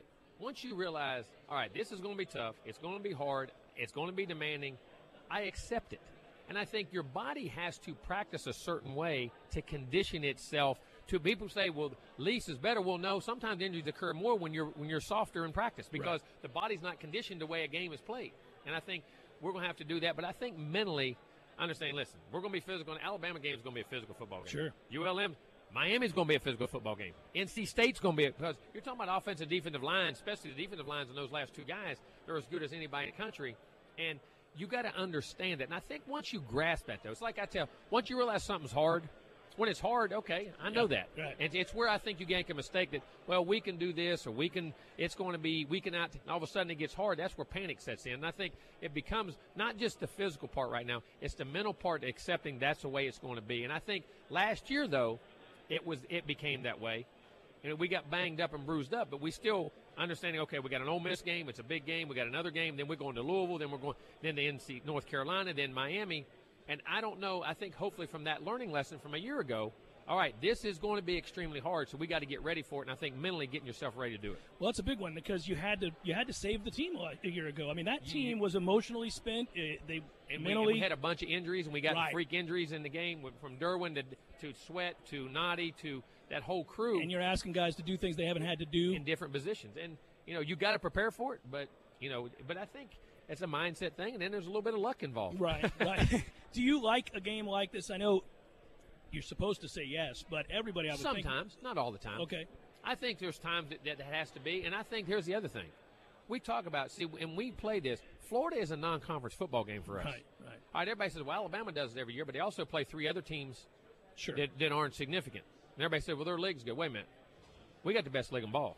It was the next thing I was going to ask you. It's the best league in ball. You can argue it up and down. Coaching, go look at the coaches. You look at the players. You got 2 Heisman Trophy winners with a runner-up in the same year. Yep. You got draft picks. You got 2 national championships, played for 3. We're 8-3, and think about this: in playoff and major bowl games, 6 bowl games. The ACC's 8-3. We're non-conference games we've won the most. Head-to-head meetings we've won the most. So you talk about you got to be careful not to schedule yourself. I love playing big teams. Everybody says, no, it's not. But the object is to get to the Final Four and win a championship. You got to be smart about how that. Think about this: we're opening up with the SEC champion and playing the runner-up every year, which is great. And there's times to do that, but you got to be smart. This league has totally changed. Completely. And in the times that we've done these interviews, all the way back when you were head coach in Wayden, OC, and all that, to where we are now, this is worlds different. This is something that, I guess, when you address the media at the ACC Kickoff every year, this was something that you thought was possible, but has it even exceeded your expectations? Yes, because I think, one, a commitment from our league, and there was a commitment from these schools to realize that football is the key now. It's the moneymaker. It's the one drives the train, and everybody's committed. They're paying coaches. Think about this. You never had no coaches leave for other jobs. A lot of these jobs are becoming destination jobs now. Right. Nobody's running out to go somewhere else. These jobs are better. You're winning. You got players. Everything that's there, this is as good as it gets. I'll get the chance to talk to you real soon when practice kicks off, Coach. Thank Always you, a pleasure. Take care. Jimbo Fisher, head coach, Florida State University.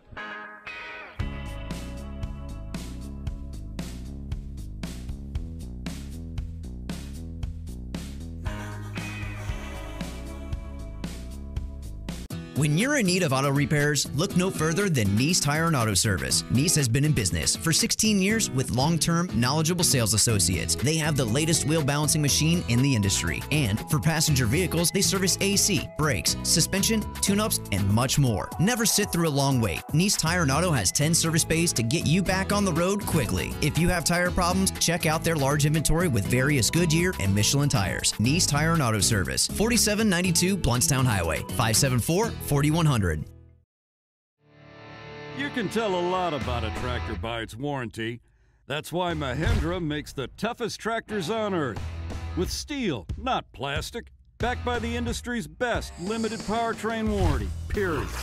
Not 5 years, not 6 years, but a full 7 years on select models. No wonder the other guys are green with envy.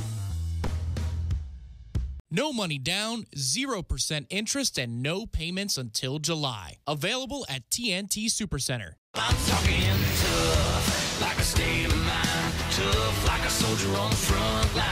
Tough when it gets rough, like my my-for truck, always enough. I'm talking tough. Franklin Spring Creek Ford, the place to find your next truck in southern Georgia. I'm talking tough. Hey y'all, we're Chris and Preston from Low Cash. Head to Franklin Spring Creek Ford and see them about all of your vehicle needs. Or a wild boar. A wild boar? Yeah, not a tame one. Could he beat a boar? No. It would. That'd be a quick fight. That would be, well. Boars, I think they eat you, too, afterwards. Oh, they'll eat you. They eat you. Everything. That's the best thing about a boar. That's why you can never trust people that have pigs, man. Gordo's, bringing the flavor and flair of Cuban food to Tallahassee since 1996. Out on the golf course, there are the obvious hazards. There's the pond, the bunker, the rough, the even rougher. Yeah, put me down for an 8. The giant maples. The row of houses out of bounds on the right. The angry flock of geese who've surrounded your ball. Even the occasional groundskeeper you had no clue was there. But if you think you found every possible hazard out there, think again. The hazard you missed could actually be a killer. It's the spot on your skin, the one that could be skin cancer. Fact is, if you're a man over 50, you're in a group most likely to develop skin cancer, including melanoma, the kind that kills one person every hour. 1 in 5 Americans is likely to develop a form of skin cancer during their lifetime. That's why your best shot is to check for a spot. It's easy. Follow through and check your skin. It could be the save of a lifetime. Go to spotskincancer.org to find out how. A message from the American Academy of Dermatology. Wonder what the outrageously energizing experience of Mountain Dew Kickstart is like? Well, it's like a combo of 3 awesome things. Dew, juice, and caffeine, rebooting your entire personal operating system. Mountain Dew Kickstart is in position for consumption. All systems cleared for launch. Initiate launch sequence. T-minus 3, 2, 1, mark. Release the Mountain Dew Kickstart. Mountain Dew Kickstart released. Experiencing a charge of Mountain Dew Kickstart now. Mountain Dew Kickstart operation successful. You are now off the couch and out exploring the world. Roger that. Get charged up for what's coming next anytime, anywhere with Mountain Dew Kickstart. Available in 10 energizing flavors like mango lime, raspberry citrus, midnight grape, and orange citrus. Mountain Dew Kickstart. Fuel with flavor. RCD Shell knows how to keep you cool and refreshed. All 20-ounce Pepsi and Mountain Dew products are 2 for $2.22. That's right, 2 for $2.22. And 28-ounce Gatorade is buy one, get one free. It's more fun with Pepsi and Dew, so bring on the bubbles with these cool prices at RCD Shell. This Day in Sports, brought to you by Super Lube. Super Lube, 19 Tallahassee area locations. Quick, convenient, no appointment necessary. This day in sports history. July 17th, 1941. Joe DiMaggio saw his 56-game hitting streak come to an end against the Indians in Cleveland 2 months after it started. In his first 3 at-bats, DiMaggio grounded out to third twice and then walked in his third. With Jim Bagby pitching in the 8th inning, DiMaggio grounded into a double play, ending a Yankee rally and the streak. For better gas mileage and a longer-lasting engine, change your vehicle's oil at Superlube every 3 months or 3,000 miles, whichever comes first. For good times and family fun, Tallahassee heads to the Fun Station. And right now, when you change your oil at Superlube, you'll get a $15 Fun Station gift card. You don't need an appointment. You'll be in and out in no time. And with 19 Tallahassee area Superlubes, there's probably one right around the corner right now. How I love to Superlube my car, yes sir! Live from the Dale Earnhardt Jr. Buick GMC Cadillac Studios in the capital city of Tallahassee, this is the Jeff Cameron Show on 97.9 ESPN Radio. Man Cave Monday, brought to you by Experamac of Tallahassee. Experamac, Tallahassee's trusted tech source for Apple. Stopping at 346 South Magnolia Drive or call at 765-2012 today.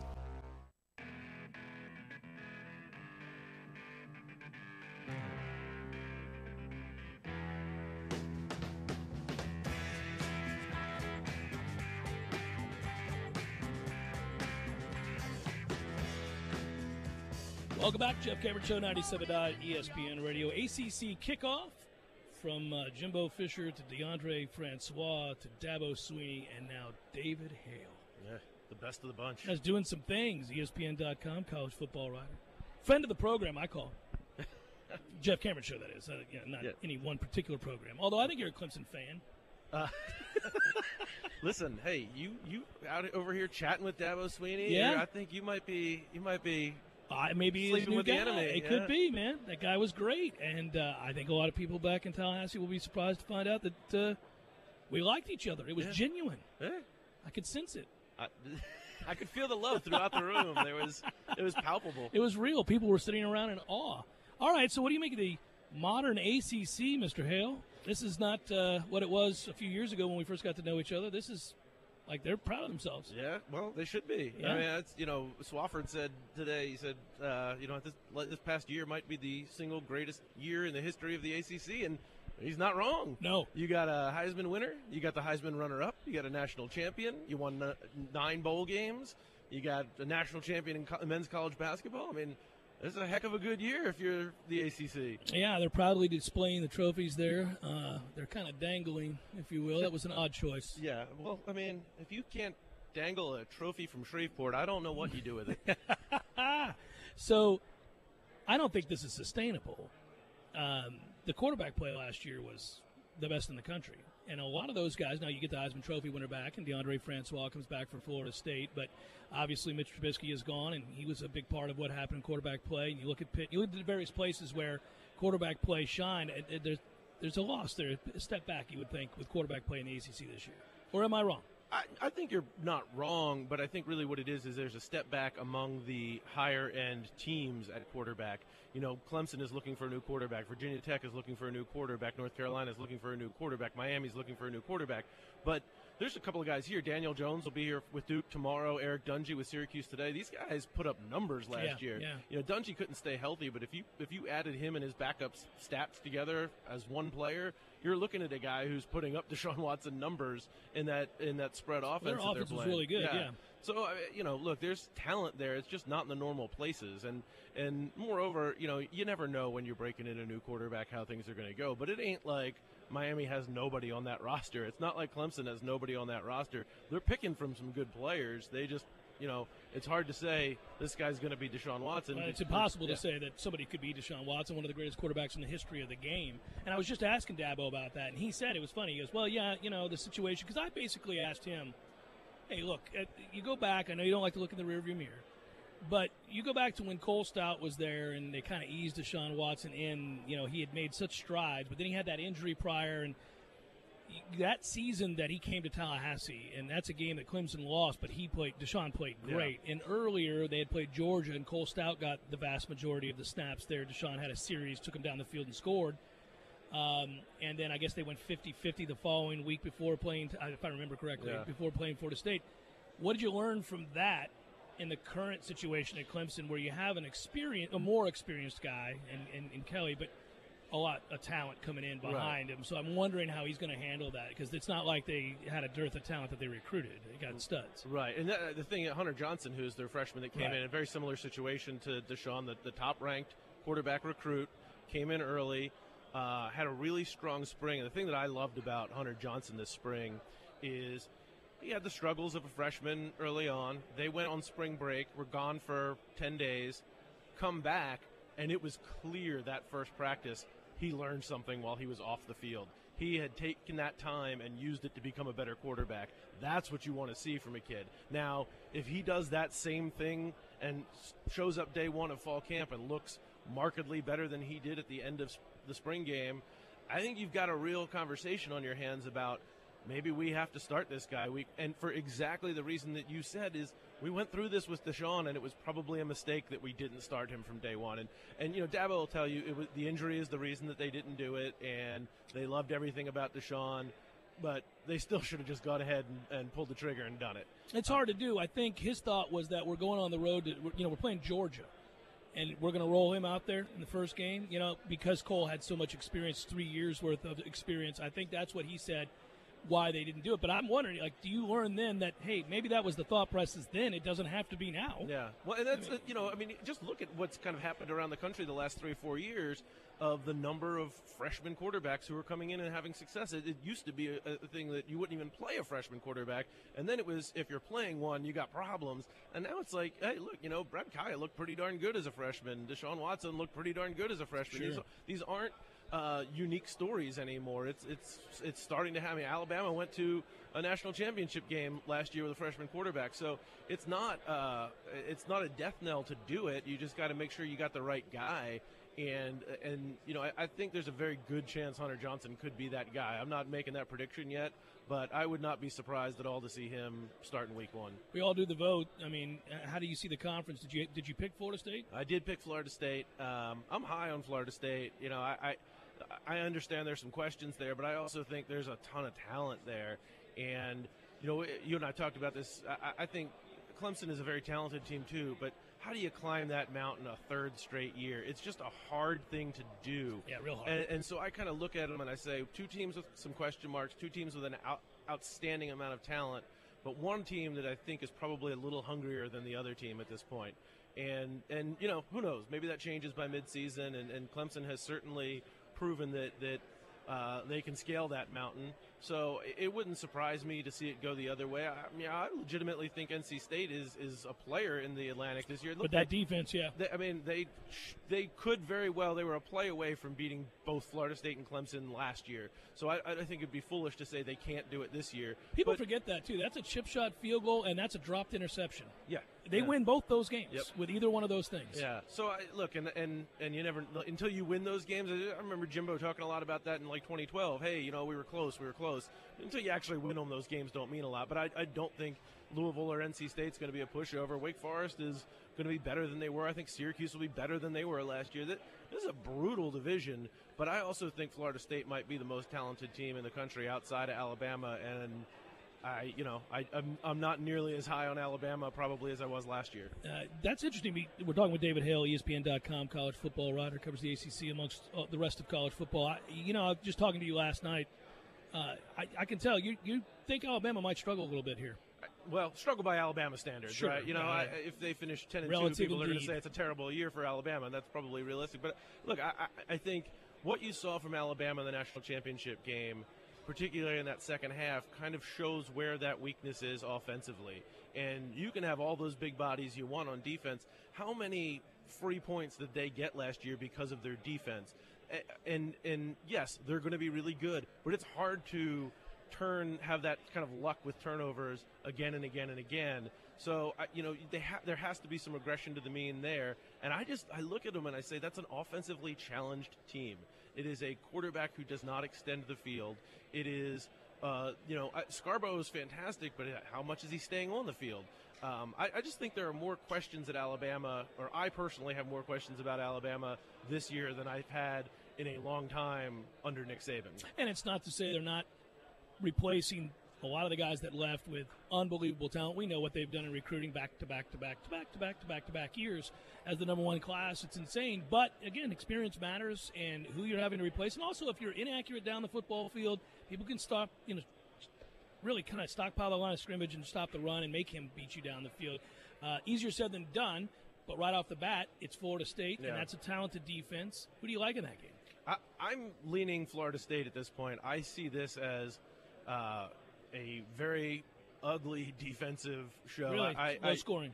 I think, it would not surprise me if this is a 13-10 kind of game. It'll look, I think, a lot like those LSU-Alabama games where both teams are sort of struggling to move the ball. You're playing a lot between the 20s. And it wouldn't surprise me if that's how it turns out. Look, Florida State's biggest question, as we all know, is on the offensive line. You don't want to go into week 1 against Alabama with offensive line questions. I get that. I think Alabama is going to run into some of those same questions, and this is going to be 2 really, really good defenses just hammering at each other. Is there a team that we haven't talked about? I guess you touched on Miami a little bit. I know you think they're going to win the Coastal, and that's not a crazy pick with their defense. If they get a modicum of decent play on quarterback, they should be all right there because they got talent. But is there a team we're not talking about that you think has an opportunity to maybe sneak into the conversation, the larger conversation? Yeah, maybe not out of the Atlantic, but in the Coastal. Well, we talked a little bit about NC State, who I think is certainly worth considering. But the other team that I think people haven't talked about at all is Duke, and people kind of forget that this isn't the Duke talent of old. Cutcliffe's been recruiting the last few years. I mean, there is more talent on this Duke roster today than there has been at any point maybe in the history of Duke's football team. They've got a really good quarterback in Daniel Jones, who I think is going to have a strong year. They've got a pretty good receiving core. Their defense is young they're a little thin on the line, and that's what would worry me. But their linebackers are young and really hard-nosed guys. They've got a good mix of talented youth and veteran experience on the defensive side of the ball, and the Coastal's imminently winnable. So, I kind of look at Duke and I say there's a lot to like there. There's a lot of guys. I don't know that you have like a standout superstar there yet. That roster is more, I think there's more balance on that roster and more talent on that roster than there's been in a long, long time. So I view Duke as, it would not surprise me at all if they're in the conversation come November.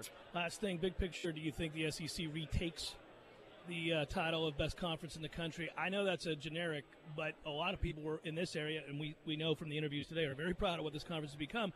But I suspect, again, that there's a chance that it takes a small step back just because of some of the things we've already mentioned with the quarterback play at some of those schools. Yeah, no, look, there's more talent on the rosters throughout the SEC than there is in any other conference. They have more recruits there. I expect them. I think the big difference in the SEC this year is this is going to be the first year in a while where the East isn't just garbage. Mess. Yeah, I think Florida has a chance to be a pretty decent team. I think Georgia has a chance to be a pretty decent team. I really like the quarterback at South Carolina. I don't know if they're winning 10 games, but they're going to be more competitive. I think the East is a much better division this year than it has been in at least 5 years. Should be fun, brother. All right, man. Always appreciate it. I'll talk to you later. David Hale, ESPN.com, college football writer for them. Frequent guest of the Jeff Cameron Show, more importantly, right? 97.9 ESPN Radio from ACC Kickoff continues momentarily. When you're in need of auto repairs, look no further than Nice Tire and Auto Service. Nice has been in business for 16 years with long-term, knowledgeable sales associates. They have the latest wheel balancing machine in the industry. And for passenger vehicles, they service AC, brakes, suspension, tune-ups, and much more. Never sit through a long wait. Nice Tire and Auto has 10 service bays to get you back on the road quickly. If you have tire problems, check out their large inventory with various Goodyear and Michelin tires. Nice Tire and Auto Service, 4792 Bluntstown Highway, 574-4100. You put your mower through a lot. All that back and forth can add up to thousands of miles. That's like mowing cross country. Gravely commercial mowers are built for all-day performance, helping you get the job done mile after mile. Gravely, built to mow the distance. Get your Gravely motor only at TNT Supercenter, your one-stop shop for work or play. 14585 Highway 19 South, Thomasville, Georgia. TNTSupercenter.com. I'm talking tough, like a state of mind. Tough, like a soldier on the front line. Tough when it gets rough, like my Ford truck, always enough. I'm talking tough. Franklin Spring Creek Ford, the place to find your next truck in southern Georgia. I'm talking tough. Hey y'all, we're Chris and Preston from Low Cash. Head to Franklin Spring Creek Ford and see them about all of your vehicle needs. Used vehicle and switch to a new Nissan for less money per month because of the huge discounts and 0% interest for 72 months. At Kraft Nissan, we're not kidding. You owe it to yourself to just come in and try us on. I promise you, you won't be disappointed, and you will go home in a new Nissan at an unbelievable price and a low payment. Kraft Nissan on Mahan Drive between Academy Sports and Costco. We have over 400 new Nissans in stock. Parker Brothers Roofing says don't play games with your roof. Protect your home and your family. The Parker Brothers tell you the truth. We'll fix your roof, 'cause it's what we do. With quality, integrity, and pride. Parker Brothers Roofing, professional every time. Stay safe and dry inside. Hey, this is Travis with Parker Brothers Roofing. No one besides us wants to hear that you need a new roof. It's one of the biggest home improvements you have to make, and Parker Brothers Roofing understands. We now offer financing for 0% over 60 months. Yes, that's 5 years. Call us today for 5 years interest-free financing on that new roof. 656-8112. That's 656-8112, or go to parkerbrothersroofing.net. Parker Brothers Roofing, professional every time. Stay safe and dry inside. License number CCC 049350. Wonder what the outrageously energizing experience of Mountain Dew Kickstart is like? Well, it's like a combo of 3 awesome things. Dew, juice, and caffeine, rebooting your entire personal operating system. Mountain Dew Kickstart is in position for consumption. All systems cleared for launch. Initiate launch sequence. T-minus 3, 2, 1, mark. Release the Mountain Dew Kickstart. Mountain Dew Kickstart released. Experiencing a charge of Mountain Dew Kickstart now. Mountain Dew Kickstart operation successful. You are now off the couch and out exploring the world. Roger that. Get charged up for what's coming next anytime, anywhere with Mountain Dew Kickstart. Available in 10 energizing flavors like mango lime, raspberry citrus, midnight grape, and orange citrus. Mountain Dew Kickstart. Fuel with flavor. RCD Shell knows how to keep you cool and refreshed. All 20-ounce Pepsi and Mountain Dew products are 2 for $2.22. That's right, 2 for $2.22. And 28-ounce Gatorade is buy one, get one free. It's more fun with Pepsi and Dew, so bring on the bubbles with these cool prices at RCD Shell. So your AC is on the fritz? Call Barano Heating and Air Conditioning for help, day or night. Turn to the experts at Carrier and Barano Heating and Air, 580-4029 or BaranoAC.com. Florida license number CAC 057652. You're listening to The Jeff Cameron Show on 97.9 ESPN Radio.